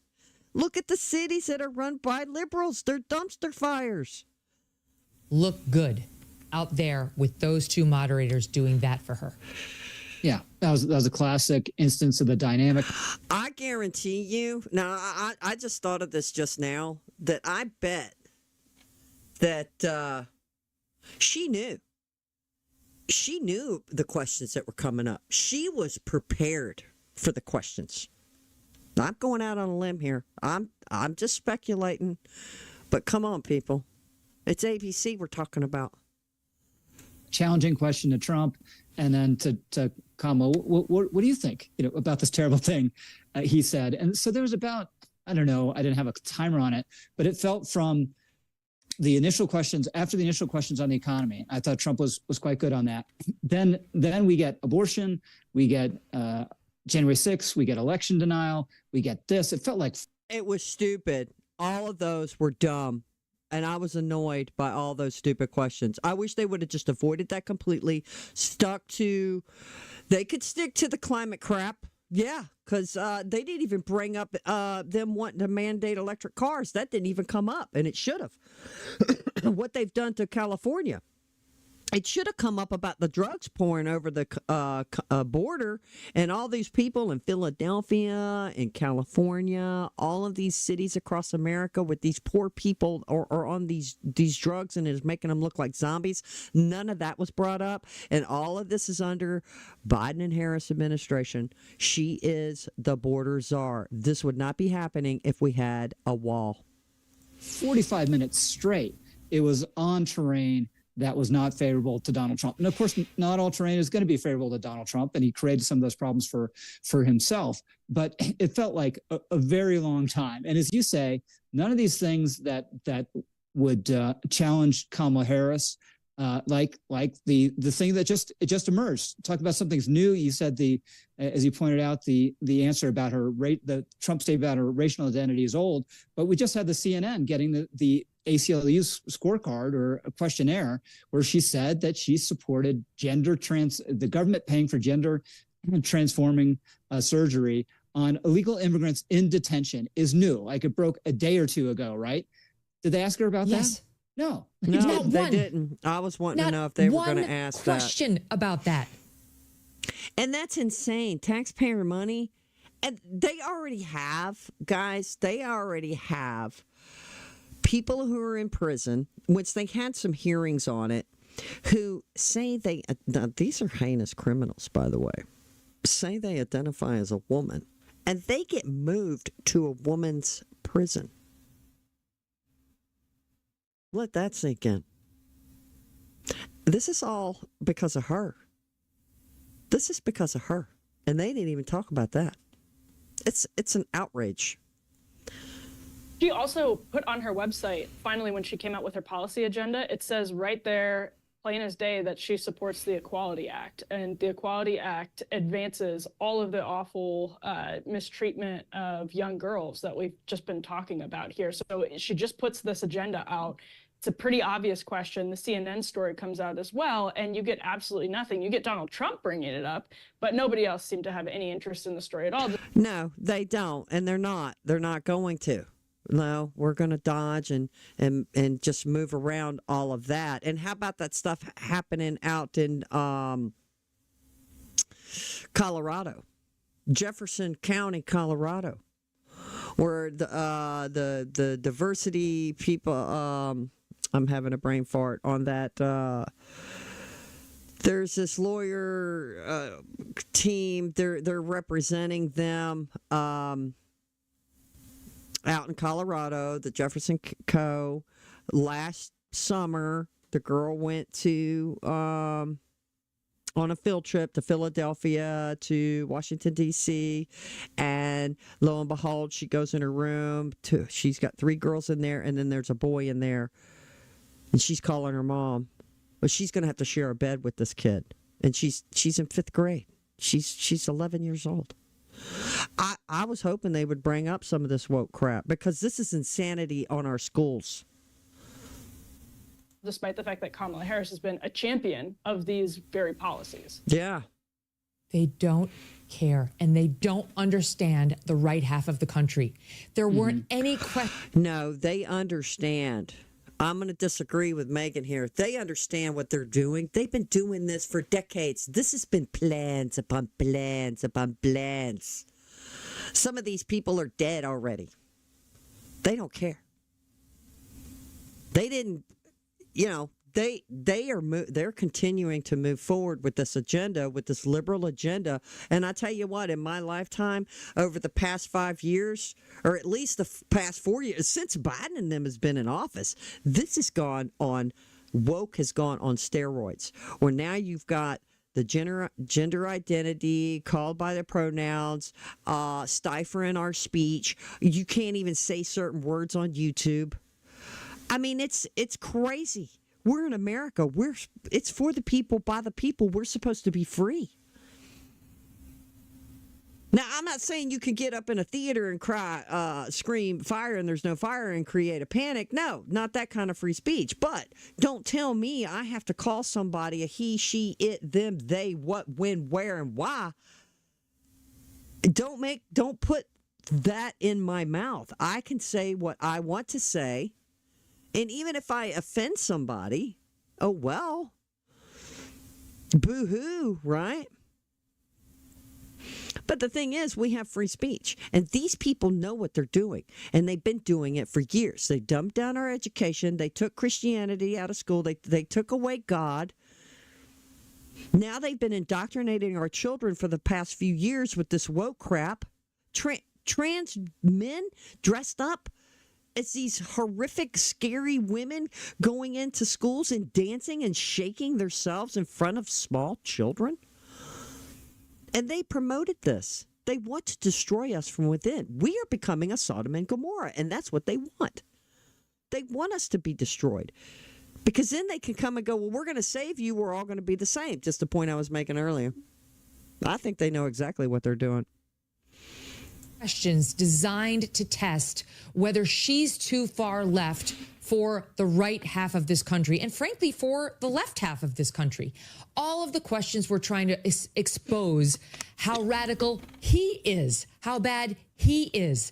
It's incredible that they ignored the CNN report, this K-File report. Well, the thing is that their playbook is you can't beat them. Harris and them can't beat Trump on substance and meat, on bringing the country back. So what do they have to do? And they've done this. I remember Rush Limbaugh talking about it 2 years ago. I miss him so much, by the way.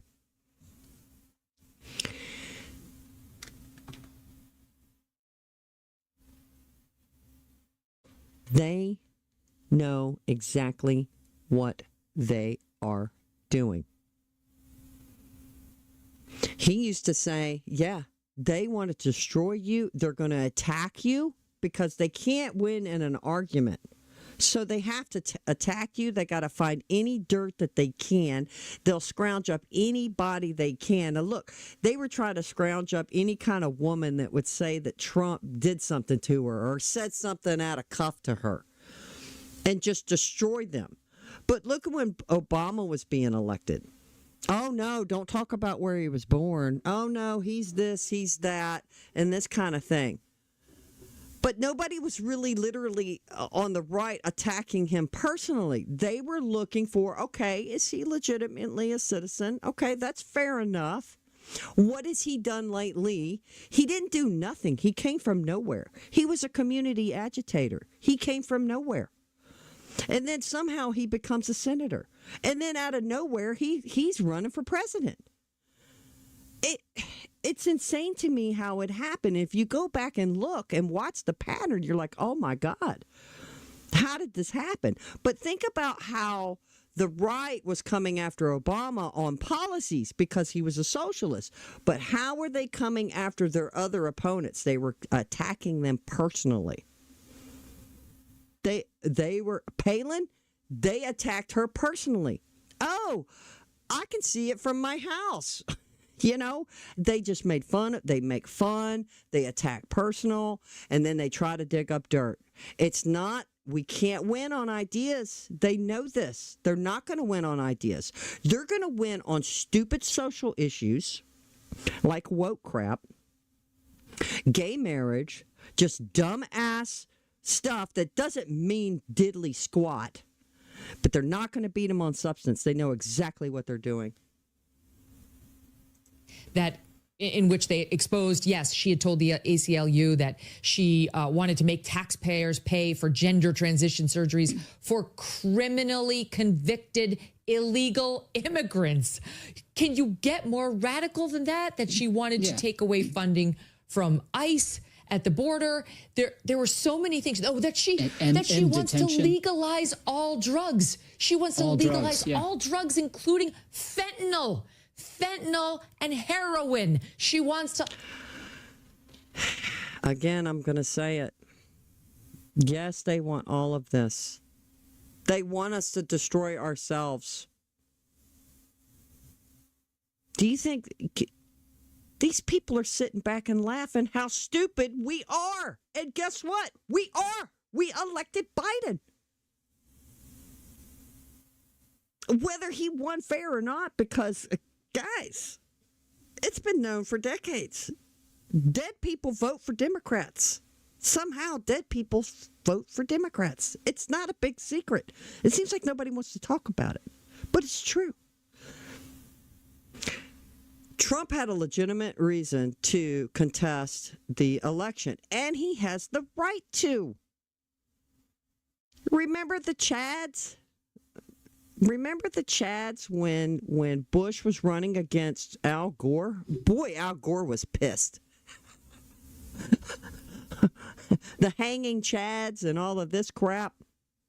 And he ends up losing. But what did he do? He wanted recounts. And guess what? He got them. Nobody batted an eye. Oh, no. Oh, no. God forbid that a Republican comes up and says, hey, I'm questioning the votes here. I think we need a recount. And they have a right to do that. It doesn't make any sense to me. Where was the question about that? Instead, we got 2 on the 2020 election, 1 on climate change, and ridiculous comments like the one here in number 11. Watch SOT 11. Vice President Harris, you heard the president there tonight. He said he didn't say that he lost by a whisker. So he still believes he did not lose the election that was won by President Biden and yourself. But I do want to ask you about something that's come up in the last couple of days. This was a post from President Trump about this upcoming election just weeks away. He said, when I win, those people who cheated, and then he lists donors, voters, election officials, he says will be prosecuted to the fullest extent of the law, which will include long-term prison sentences.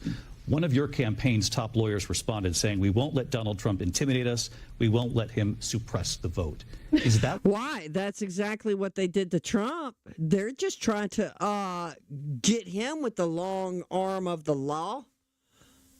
They're such hypocrites. What you believe he's trying to do here? Donald Trump was fired by 81 million people. Oh, my people. God. So let's be clear about that. Let's be clearly clear. he is having a very difficult... Y'all remember Obama used to always say that. Let's be clear. We need to move forward, not move back. She is Obama. I'm telling you, he must be writing her damn speeches. Or whoever wrote for him writes for her. Time processing that.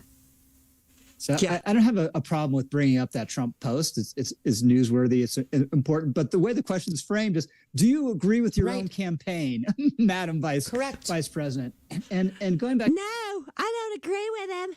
To the ACLU questionnaire, this perversely it plays into their sense of superiority that you've been hitting on, because they think they're so good at their job, and so above it all, they don't know about that, or they don't bother to understand. No, they know they're good at their job because they know exactly what they're doing.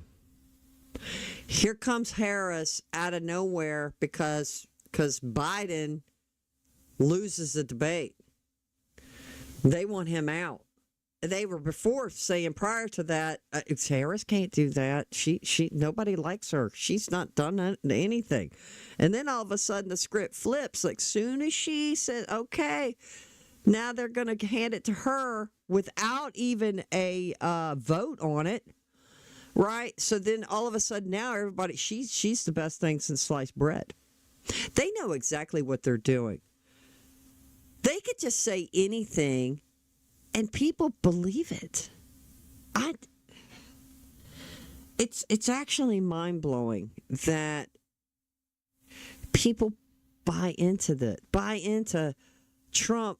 Trump's Hitler. Trump wants to be a dictator. Trump don't care about the people. Trump's a billionaire, guys, or he was, and maybe, but man, he's got millions upon millions. He does not need to be doing this. He could be going on an island. He's got yachts. He could be having the rest of his golden years in peace and harmony. But he loves the country. That should be something to say. For sure. At least in my opinion. I mean, the man's 80 years old. He doesn't have to be doing this. And I'm sure it's stressful. I am sure it's stressful. I mean, he's touring the country. He's doing all of this. He's having to do these debates and put up with her bullshit. He doesn't have to be doing this, guys. He's doing it because the country is in danger. He said if there was somebody else and if they were doing a good job, he wouldn't be doing this. I heard him say it. and how important it is. So they let it go. And they think that shows how great they are. They don't fall for this right wing stuff. You know, they're all in good standing with the blob and only ask blob questions. But it really shows how terrible they are at their job and how they aren't to be trusted. And if Trump's going to do another debate, maybe he should insist that after they ask the question, that the moderators' mics are muted. Oh, snap. Yeah, you know That's a what? good point. Let's do another debate. I'll host it. I'll moderate it. I can do it by myself. I can't stand Kamala Harris, but I would be so fair. I would be so hard on Trump today. I said I read a list of questions I would ask Donald Trump, and they were not easy. You at least need somebody who, no matter what their strong bias or how they're going to vote, tries to be tough on both sides. This just in. I think it makes a better debate if you have it where they're like hammering them both with legit questions, right? I mean, I think it makes a better debate. And obviously we knew who it was favored to, which I did. I picked up on the little sarcasm. That guy was sarcasm to him. He goes, well, no, it didn't come across as sarcasm when you said that you won by a niche. I mean, that was stupid. Emily, because I guess she decided, oh, this will be fun to crap on him when he's down, when she perceives him as down. Taylor Swift just endorsed Kamala Harris. Taylor Swift, yeah. She posted a picture of herself with her cat. Would you look at this? You can, of course. Okay, so that looks like a professional picture with her cat. It wasn't like she was at the house and watching the debate and then, oh, now I'm for Harris because she's going to kill babies. She's for abortion. Kiss your sails to the Republican audience. Goodbye, Taylor. Hope you enjoyed them while you had them. And this is what I think these people should not be letting their parents should not be letting their children listen to her music. I was watching something not too long ago, some of her lyrics on her last album, and I was like, dang. And little girls are crazy about this woman. I have no idea why. Yeah, I'm a washed up rock roll musician. I like rock music. I don't like a lot of the newer stuff. Some of it's okay. Okay, I'll be honest with you. But look, the lyrical content is a problem. And it gets inside their heads. And it does make a difference. Read the lyrics. What she posts. Like many of you, I watched the debate tonight. If you haven't already, now's a great time to do your research on the issues at hand and the stances these candidates take on the topics that matter to you most. As a voter, I make sure to watch and read everything I can about the proposed Obviously, she did not. Policies, etc. Recently, I was made aware that an AI of me falsely endorsing Donald Trump's presidential run was posted to its site, blah, blah, blah. And the simplest way to combat misinformation is with the truth. I will be casting my vote for Kamala Harris and Tim Walz. I am voting for Kamala because she fights for the rights and causes I believe need a warrior to champion them. I think she's a steady-handed, gifted leader. The only thing that she was voting for, because it certainly ain't for her protecting the border, because they haven't been protecting the border. She can't be voting for her because of the economy, because the economy is a pile of shit. She's voting for her because they're gonna abort children. I said it, and I believe it. That's the only reason. They're idiots. She's an idiot. What a Nimrod. And I believe we can accomplish so much more in this country if we are led by calm and not chaos. I was so heartened and impressed by her selection of her running mate, Tim Walz, who has been standing up for LGBTQ rights, IVF, and a woman's right to her. See, I knew that was coming too, because I was fixing to say, yeah, for the woke agenda. That's the only Taylor Swift is for murdering children and for woke people talking shit to our children in the schools and then wanting people to give them this puberty blockers and all this. It's demonic. Yeah, I said it. Her own body for decades. Oh my God. So this woman is fine with his plan to take custody of the children from parents who don't want them to chop off their body parts and put them in Minnesota courts custody so the body parts can be chopped off and they can be sterilized outside the custody of their parents. That's what led Taylor Swift to endorse him. Can I tell you something? See, I knew before even Megan said it. I knew. I said it a minute ago. I know why she's voting for him. I mean, I think they all worship Baal or something. They're devil worshipers. They had the abortion bus outside the DNC. They are the party of death. People, wake up. Don't support these people. Stop it. Stop it. I criticized her about 6 months ago when she came out strongly in favor of, she went to a fundraiser to raise money for Hamas, supposedly Palestinians, but the group that was doing the... I called it about 5 minutes ago, right? Let's do the playback. She's an idiot. What a Nimrod. She's going to go raise money for Hamas. What a moron. Fundraising was known to funnel the money to Hamas. And I said, people should boycott her. It was an offhanded comment. People went nuts. Some lunatic dropped a note in my personal mailbox outside my house begging me not to boycott Taylor Swift, as though I have that power. I'm allowed to I think parents shouldn't let their children listen to her music. Guys, go read the lyrics. She's promoting sexual promiscuity. It's disgusting. And little girls are listening to this. Small children should not be listening to this kind of music. And I've seen pictures of her concerts, and there's a bunch of little girls out there. Boys aren't listening to that crap. I know my kid ain't listening to that. Look, guys, I taught him right. I got a guitar in that boy's hand, and he's doing really good. He's playing the violin. He can play guitar. He's got a bass guitar. Turned him on to the classics, man. Show him a little bit of Stairway to Heaven, the classics, learning and picking the guitar, and learn how to preach. Now, he doesn't like everything of old school I like, but he likes a good portion of it. And because the Taylor Swift's not even music. I mean, come on, people. Come on. criticize Taylor Swift. And I don't give a shit who gets upset. This is disgusting. If she wants to vote Harris Walz, she can do it all she wants. But to say the reason she's doing it is because of Tim Walz's stance on LGBTQ, F you, Taylor Swift. And man, we knew that was coming. Come on, it's obvious. Most of all these libtards, that's I said earlier. What do they prey upon the most? The left. It's not on substance. It's on social issues, and it's on attacking their opponents. That's it. It's not on the border. It's not on the economy. No. We don't want all that. Let's talk about some dumbass social issues that can resonate with young minds full of mush. Oh, and they know exactly what they're doing. They're doing this intentionally because they want to destroy America and transform it into something unrecognizable. What is Saul Alinsky's Rules for Radicals? Destroy from within. And man, they've done a damn good job, and we've let them.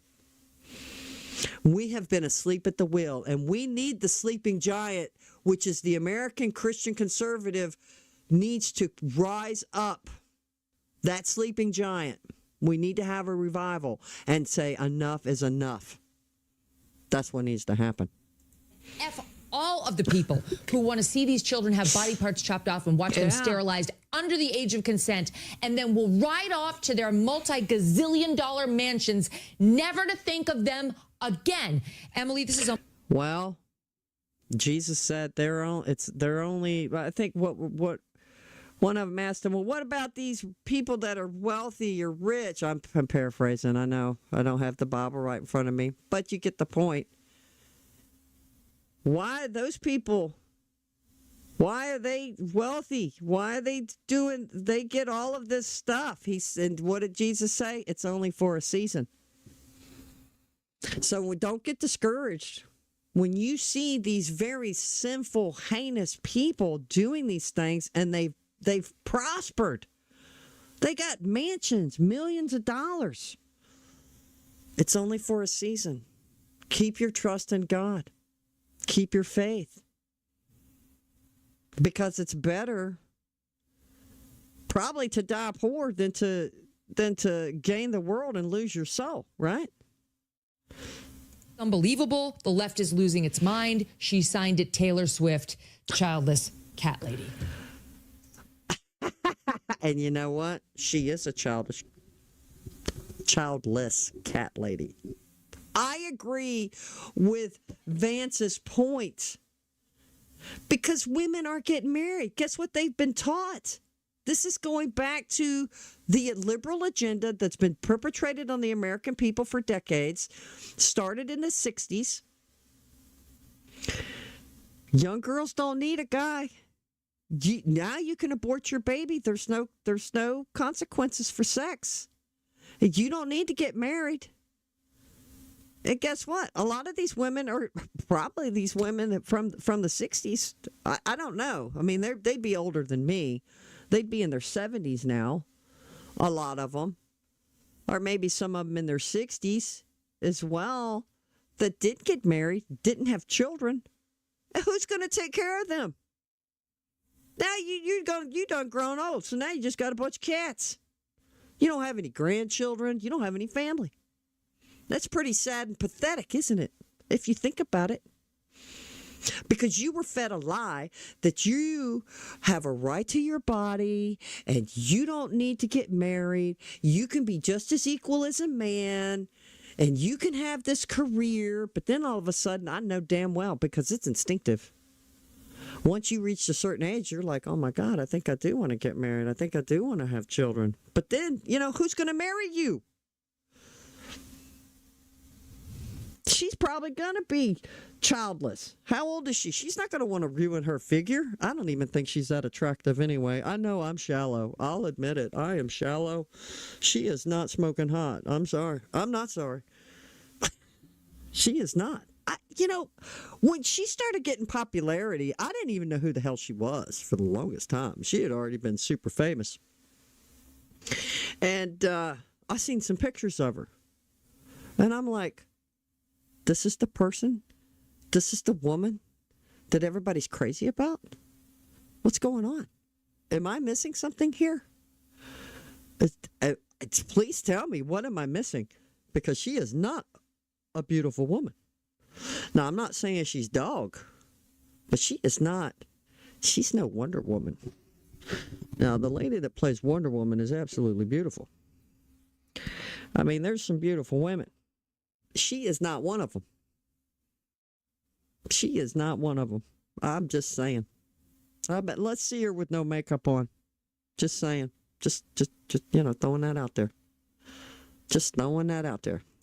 Oh, how cute. Yeah, I mean, this is exactly, it's not just that she's okay with everything you just described, it's that she actually actively supports it, and yet we can't even get a damn question about things like the Radical Equality Act or the CNN Gender Transitions for Undocumented Immigrants report. We can't even get one question about it, but Taylor Swift is going to get applauded for coming out and endorsing this ticket for the reason of Tim Walz's LGBT policies and what's sad is that this Taylor Swift person, cat lady, she has influence. Apparently. Parents teach your kids to think for themselves. Even when I was younger, I didn't get swayed by celebrities or other musicians, and I didn't do this worship thing. Now, I respected and admired musicians, of course, because I'm a musician. Rush, Queensryche. I mean, I was just loved Geddy Lee.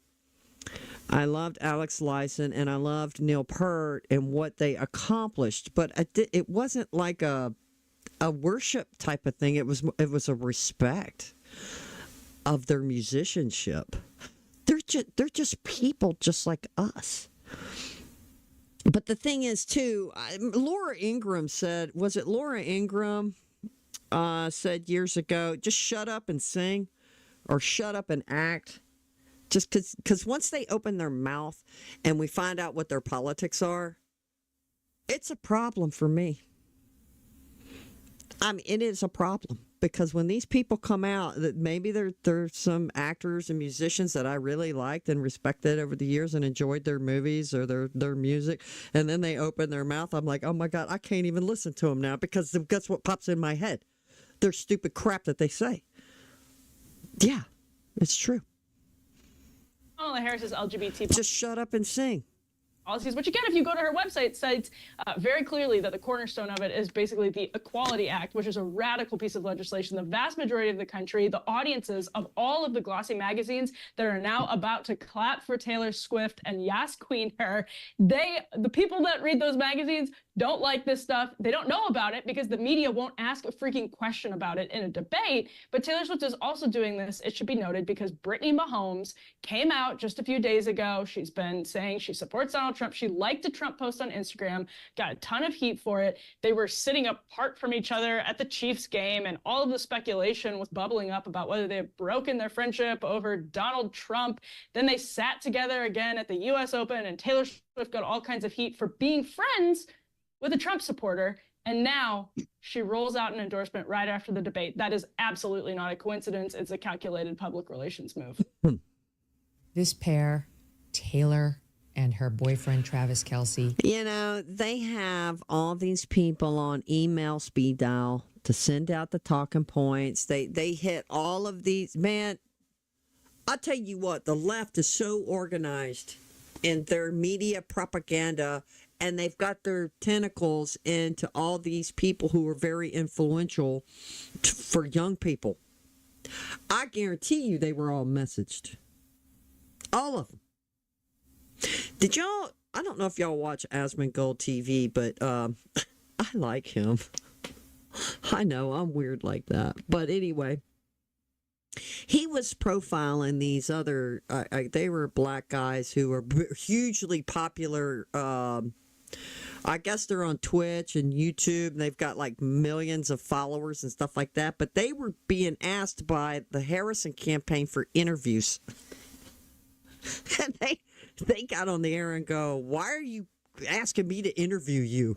It would end my career. I don't know why they would think it would end their career, but they didn't want to have nothing to do with it. So the point I'm making is they reached out to everybody who they could or who they can to help promote their agenda. And again, it's all about the social issues, and attacking the other opponents personally. That is how they do it. Are the epitomes of elite snobs. They both have gazillions of dollars. She doesn't care what happens to these kids, just like he doesn't give a shit what happens to all the young men who take that Pfizer booster he's been pushing on them. I'm sure he's totally fucking clueless about the myocarditis taking the lives of young men in this country who didn't need the shot to begin with, never mind a booster. Where's Travis Kelce going to be? Because those are his fans.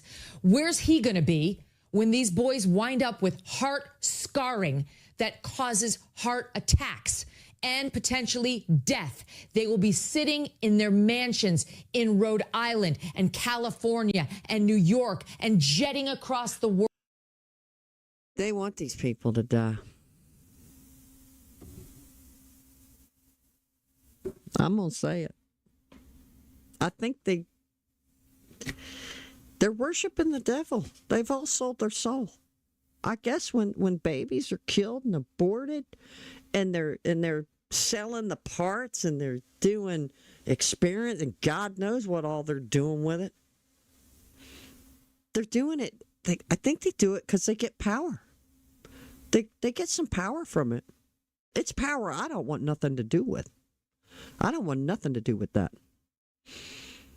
I'd rather just be poor, be me, and make it to heaven. I don't understand it. But I think to answer, she's saying, well, what, they don't care. No, they're doing it because they do care. They want them to die. I mean, Megan and them probably think I'm just some koopy, far right-wing, goofy, religious conspiracy nut. I'm not. I am really thinking of this logically. Why would you do this? Why would you want to destroy young children? You get power from it. You know, I was watching something. Was that Shannon Daltrey lady that died that was on what was that? It was a show about they were witches or something. And then watching that led me to another video about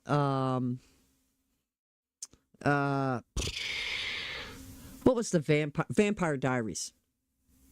And they were talking about, there was a panel. They were doing a Comic-Con, right? And they had one of the writers up there, and they were jovial about it. And the writer was like, "Yeah, we had some witches call us and tell us that we were the spells that they were doing on the show were real. Were real spells." She admitted, I watched it. I watched the panel. This woman who was a writer, one of the writers, whoever her name was, she said, yeah, she got this book. She got a book of spells and was using them. And then she said she just reworded some of the stuff, right? Now, I watched all of Vampire Diaries. I did, and I enjoyed it. But guess what? Every time they were doing spells, and I didn't know if they were real or not, I muted the TV. Because it was creepy. They start repeating and it was just kind of stupid and silly. I'd mute it. I would mute it. But they were real spells.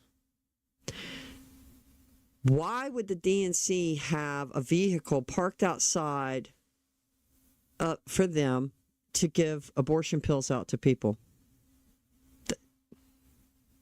Just think about it. It's not because they feel like in the kindness of their heart that they want to support and care about the people. They don't care about the people. They want the power over the people. And how are they getting this power? I think the left wing, woke agenda, the libtards, they're demonic. There's no getting around it. There's just no getting around it. And I feel like I'm a calm, rational person. But I can't fathom that you could claim to be a Christian and vote for this stuff. Vote for any of it. Any of the woke stuff. To harm a child's body, to harm their mind, God have mercy on them. And I don't know if God's going to have mercy on them. I can just say that right now. I don't think God's going to have mercy on them. I think they know exactly what they're doing. They want the power. World saying, let them eat cake because they'll be bathing themselves in their own sanctimony, too obsessed with their money and their concerts and their football games to have a thought for those they've hurt. The sanctimonial blood that has been shed under their reign. Okay. It's just another night after a regular debate hosted by regular moderators in a regular media world. Emily and Rich, I thought you started love you guys. I thought you started hot at the beginning, Megan, but really you saved it for the end. I actually am kind of hot. I don't know. Is it menopause? I'm not sure what it is. I'm angry. How old is Megyn Kelly for her to go through menopause? I don't know. Is she 50? You need a cat. You guys, it's great. Yeah, I need a cat. Somebody get Strudwick in here. That's all I can handle. Thank you, guys. All right. Thanks so much. Thanks, Megan. We're going to be back with the host of the morning meeting. This is Mark Halpern's group that he's been doing. We brought them to you recently, and I can't wait to hear what they're saying. First, though, did you know there is nearly $1 trillion? I'm thinking 3 against 1. That's why this is in my head. There's nearly $1 trillion of infrastructure and pandemic funds yet to be.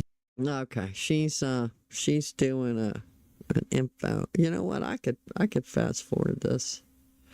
There we go. Well, we'll just give it a moment. We'll give it a moment.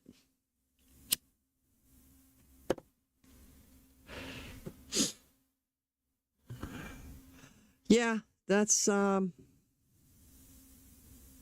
think they worshiping the devil. They done sold their soul. Because it's some heinous stuff what they're doing.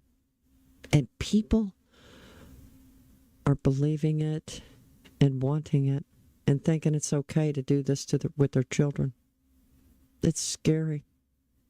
It's like we're in the Twilight Zone. It's like we woke up one day and went, what the hell's going on? The whole world's turned upside down.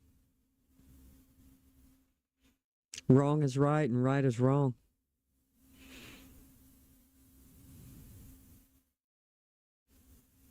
Here we go. Pretty much agree with you. I mean, I thought she was a C+, except on abortion, where she was A, and A+ on baiting Trump. Trump took the bait repeatedly. But the real story is the moderators, as you suggested. They fact-checked Trump. They didn't fact-check her. They chose topics, including abortion, that would help her. When she baited Trump and Trump switched topics, they switched topics to ask her on immigration. And all their questions were poorly formed. And they asked a bunch of yes-no questions, which they shouldn't do. When they asked her semi-tough questions, she changed the subject, didn't answer at all. They just moved on. So to me, it might affect voters. It probably won't. But if Trump's goal, which it is to define her as weak, failed, and dangerously liberal, he was weak and failed in doing that. And so he missed his opportunity. And I'm not saying it means he's going to lose, but he was horrible, and he lost literally every round of the I disagree. I thought he did good. Damn. Debate, in part because the moderators were just so ridiculously pro-Harris. It was like they had fire hoses against him. There was so much that Trump had to try to bat down. He did what he could, but no. That's why I think he did good. I mean, he had poor moderators, not fact-checking her. Factor in all that and think about how he performed. He did good. He had the deck stacked against him. Human would have been capable of handling the number of lies she was saying. How much longer I'm going to go. Go ahead, Mark. What were you going to say? Well, I'm sorry to interrupt, but I want to make clear, though, he was horrible. Sure, it was stacked What did you think was horrible about but it? he had to come in knowing it. He got baited every time, talking about people leaving his events, talking about people eating cats, talking. He shouldn't have brought that up, but it has been a subject that people are talking about. Yeah. Talking about his criminal cases, talking about race. The moderators in Harris spent the night trying to bait him into talking about stuff that wasn't about her record. He barely talked about her record. He talked more about Joe Biden's record. So I agree that the moderators controlled the stage and they made it horrible, but he was horrible and didn't do himself any favors, even in the face of unfair moderators. Sean Spicer, you're shaking your head. Why? I don't know. I thought he did good with the deck stacked against him. Well, first of all, I just want to congratulate the big winner tonight, Candy Crowley. She now is erased as the worst moderator in history, and David Muir gets to take on that honor. Look, if you look at the first half of the debate, which is where I think most Americans were paying attention, Trump was spot on, really going after immigration, talking about the threat that we faced. I don't disagree with Mark that a lot of the times he was baited. He focused on responding to her, which he shouldn't have. His classic line of the night, "You've had 3 years and you haven't done anything," came too far into the debate. I will agree with that. But it was, he landed a lot of punches, reminding people about immigration, the effects of it, and contrasting his record on the economy with hers. And I thought those were the strongest things, which was important to me because it affects the country. There were too many parts at the end of the debate. Yeah, it was 3-on-1. You start to look at race, climate change, abortion, Obamacare. It felt like a night at the DNC. January 6th and election denialism, both. Yeah, it was absurd. I agree. Yeah, both. Exactly. Look, both got up there. And then when she lied, and there were lots of lies, but here's just. So we played some of what they would do to Trump, right? Like they would fact check him with fact checks that were not true. And look what do they do when Kamala Harris is up there misleading, all right? It was insane. It came up about the BLM riots. Trump raised it. Of course, the moderators didn't raise her support for bailing out the protesters. But look at this, SOT 10. She gave up at least 12 and probably 14 or 15 different policies. Like, she was big on defund the police. In Minnesota, she went out. Wait a minute. And look how she shook her head. No, I didn't do that. Yeah, she did. I've seen the interviews. I've seen it with my own eyes. I heard it with my own ears. She said, yeah, she wanted to defund the police and give that percentage of the revenue to another area that would help defend us, which didn't make any sense because it's the police that defend us. If somebody's breaking into your house, who do you call? It's not Ghostbusters. I'm talking now. If you don't mind, please. Does that sound familiar? Oh, I love that. She went out. I remember that. She went out in Minnesota and wanted to let criminals that killed people, that burned down Minneapolis, she went out and raised money to get them out of jail. She did things that nobody would ever think of. Now she wants to do transgender operations on illegal aliens that are in prison. This is I thought it was spot on when he did that. I loved it. A radical left liberal that would do this. So she's shaking her head no when he's saying she bailed out these criminals. This is her tweet. This is her tweet. Kamala Harris tweeted it out on 6/1/20. If you're able to, chip in now to the Minnesota Freedom Fund to help post bail for those protesting on the ground in Minnesota. This is exactly what he was referring to. If she had a defense on, I wonder how much money they raised for that crap. And what idiot sent money for that? We didn't get to hear it because the moderators did not follow up. They moved on. Miss Fact Checker Lindsay Davis, Mr. Fact Checker David Muir. Because they fact checked it and went, holy shit, we can't fact check this on air because Trump is right. They fact checked it all right. Oh, they knew it was fact. Had no interest in actually following up and saying, here's the tweet, madam. You did. You shook your head. No, you did it. And as to the allegation about the illegals and the sex change operations, that was reporting that CNN had exclusively on the K-File yesterday. You filled it out in an ACLU questionnaire. How can you shake your head? No, you didn't do it. Where was that fact check, Sean? Yeah, I mean, on issue after issue, it was, we're going to say, and by the way, the quote fact checks that they did against Donald Trump were wrong. The Virginia governor, Ralph Northam, a former doctor, did say exactly what Donald Trump said he said. Whether or not that abortions are performed at that late stage is quite another issue. The Virginia governor said exactly what Donald Trump said. There are reports. We actually online now. The issue of those issues in Ohio.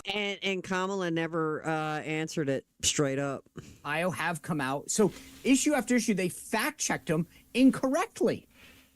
Yeah, that's the thing, leaving the audience with the appearance that no, they fact checked it, but they guys, they know exactly what they're doing. Trump agreed to this.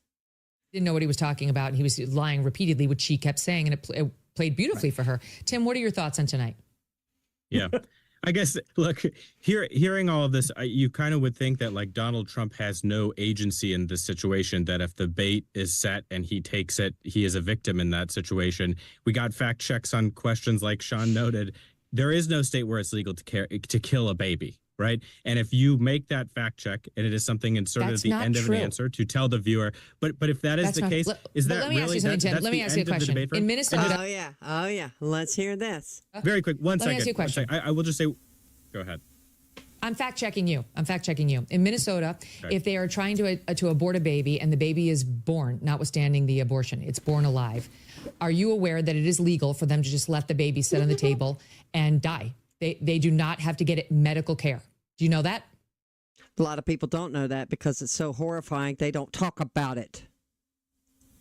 But the way that Donald Trump is describing it is like women are making a decision where they have a baby, and then so they you say, didn't deny it. That's what we're referring to when we say it's legal to kill the baby post-birth. Okay. The Republicans tried to pass a federal bill that would make you provide medical care, not just comfort care. But I will just say, and the Democrats killed it. Okay. I will just say, this is part of the reason why the dials testing for Democrats, or at least what we're hearing from the Biden campaign, is the best on this issue, is because Republicans talk about it in this way. I will just say, too, on the bias question with a. Why can't the Republicans tell the truth? Because the truth is horrifying. And so you're going to dance around it. That's a problem. ABC. He had about 6 to 7 extra minutes to answer questions. And that may be the worst things that the moderators actually did for Donald Trump, is actually give him extra time to speak, because he couldn't stay on message, because he followed every trap and every rabbit hole she set for him. And when he set one for her, which was pretty gross, and I'm glad she didn't take it, that she puts out, which is fairly disgusting thing to say, she made it a question about decency larger for the country. So, like, I guess my point on the bias is these people have agency. You can choose to answer the questions you want. When you're answering a question about China, don't talk about how you love Xi. Don't take the bait on your rallies being emptied.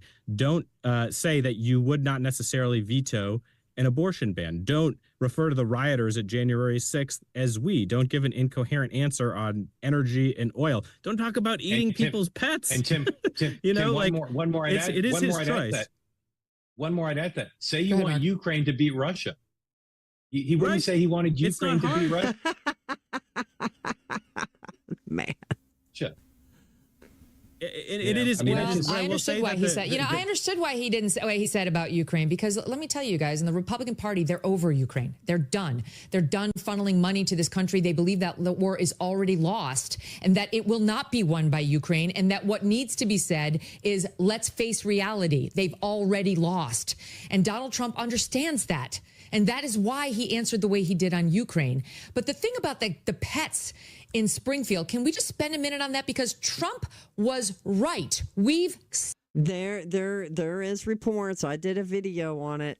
There is some lividity, but I couldn't find any evidence. Now, when I did the video yesterday morning, now, unless there's some other stuff that's come up I don't know about. Seen first-person testimonials by residents there saying, yes, they took ducks out of the pond and beheaded them to eat them. We've seen Facebook posts with a woman claiming that a cat had been stolen and that they saw their family cat strung up the way you'd string up a deer, and that it was clearly being skinned and prepared to be eaten. And I couldn't find any visual. It's only been verbal documentation. I haven't seen any visual of this happening. All we have in response is the city manager vaguely saying that he doesn't believe these things are true. But these have been debunked. They're not true. I'm telling you, that's not what happened. So once again, you have David Muir with his attempted fact check, and Trump was right to say, I've seen the people themselves offering these testimonials. This has been unresolved at best. This has not been resolved in favor of the city manager. Go ahead, Mark. Oh, Megan, wait, I'm sorry. I'll give you the floor. But let me just make clear. The reason this is relevant is because it's Haitian migrants who have come to the city and are accused of doing these things. Go ahead. Have come to this city. They were imported into that city. Anywhere from 15 to 20,000 of them in the past 4 years under the Biden-Harris administration. There's been an influx and perpetrated on that city, straining their resources. But let's say it's 100% true. And we don't know. We don't know that it's false, but we don't know how true it is, right? Let's say it's 100% true. Is that really the best way for Donald Trump to have it out over the negative effects of illegal immigrants in this country? Is that really the best way? When there's many examples of about Laken Riley again. Murders? Correct. He should have said to her, Madam Vice President, tell us the story of Laken Riley and what it means to you. Fighting about dogs and ducks when there's actual concrete examples. It's testament to how easily he was baited and how, as much as the moderators were absolutely against him, he did himself no favors. Tim, what are you hearing amongst Democrats? Like, are they euphoric tonight? They feel like this is a crushing, because now she's out there saying, oh, yeah, they're probably fawning over how unsubstantiated she was because, like I said, liberals reward failure. Let's have another debate. Let's have lots of debates. Yeah. I'm trying to put my best poker face on here for how good I feel, So I think people are happy with how the debate turned out. I think, look, there's a little bit of euphoria on the Democratic side right now for how well this debate went, but I think people come back down to earth very quickly, understanding that, yes, this is the largest bipartisan audience we're probably going to get that's going to be able to see the two of them on stage. But this is going to be a really, really close race. And it's going to remain that way after this debate. So even when it feels like a slam dunk on either side, we still are where we are. You know what's pathetic is this shouldn't even be a close race. With the economy been like it is, all the crazy crap, it's just, I just don't understand it. How can this be close? I did note that, Brian Fallon tweeted that they were happy with the debate. They're looking forward to doing it again in October. So I said this morning, I lean towards a second debate will happen. I still believe that. Yeah, there was not a single question about. Yeah, go ahead, Sean. Go ahead. Because I would just be careful what you wish for. I just don't. I think that at best this debate is a push. I think the Kamala Harris folks might. I think the people who were supporting her are probably excited. I think the conversations that I've had and the texts that I've had with folks on Team Trump think that he did exactly what he needed to do. People were looking at him to see if he would go over the top, if there was going to be name calling. Remember, there was bars set for each of them. And people were concerned that Trump was going to come out and call her names and talk over her or whatever. And he didn't. She talked over him. He actually flipped the script on her, as you played just a moment ago, when he said, "I'm talking now," using that famous line that she used against Vice President Pence in the 2020 cycle. So I think that we have to judge this. The real audience here were those undecided, persuadable people in the 7 battleground states. And I don't really think, to be honest with you, that the needle got pushed a lot for either candidate. Both sides got kind of what they wanted out of this debate. And if there's a second debate, there's more for her to lose than for him to gain.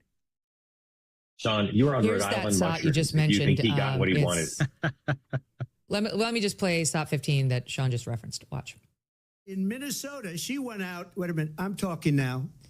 If you don't mind, please. Does that sound familiar? She went out.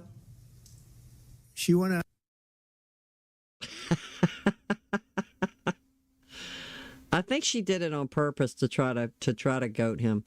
All right. It was a good line. He had it ready. Almost everything she said was canned. Almost everything she said. I mean, and she did a good job of memorizing her lines. I'm so sorry to interrupt, but if that was his prepared line that landed that people are really excited about, man, I feel better about this debate. You didn't like Run Spot Ron? You didn't like Run Spot Ron? I thought that was good early on. That was all right. The whole election is about him convincing people she's out of the mainstream. And he just didn't do it. I mean, there's just no evidence that he achieved that. I don't know. I don't think this wins the election for her. I don't think it loses it for him. But just, and again, 1 on 3 is not easy. But, he's got some individual lines you can play, but go back and review the transcript. Go back and watch the whole thing and find just how often he failed to do anything on his core mission of defining her as out of the mainstream. Well, can I do the thing that's interesting? He talked about Joe Biden. Right when the debate started, and David Muir posed that 4-year, are you better off 4-year question to her. Yeah, are we?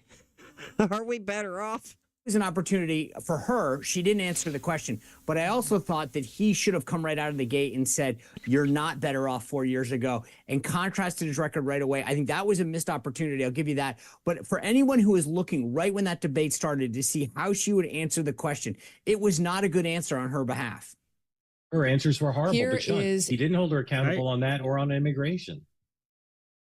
Yeah, I know. Well, I mean, I have to say, though, I had sympathy for Trump. I really did, because it was everywhere. It was coming at him from everywhere. I thought he did good. I thought he handled himself well.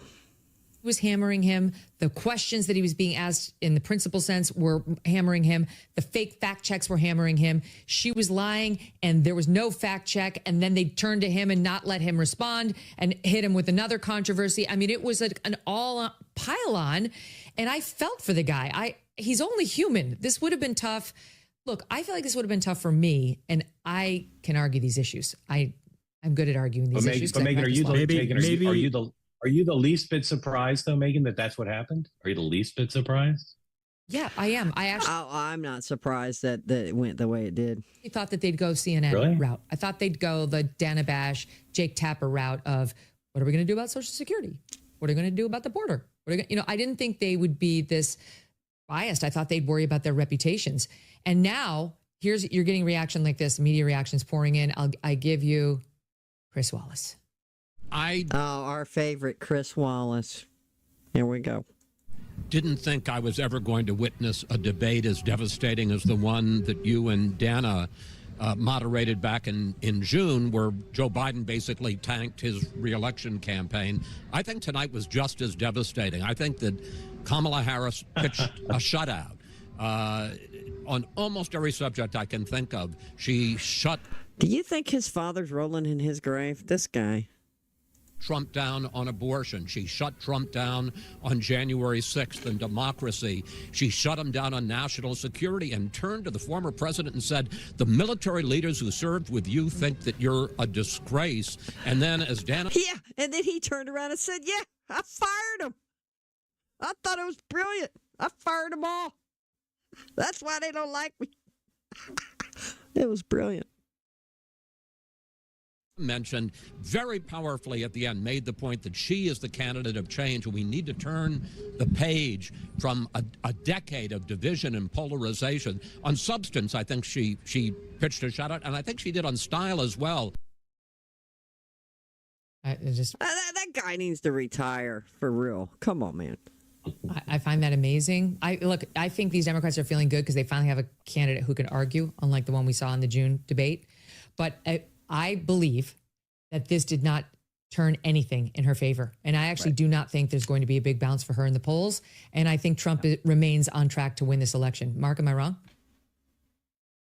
I agree with everything but the last point. And I think the last point's only true if through the course of the campaign and advertising and his own events, he convinces the country that she's more out of the mainstream than he is. And he just didn't do that tonight. But I think if he does that, he'll win.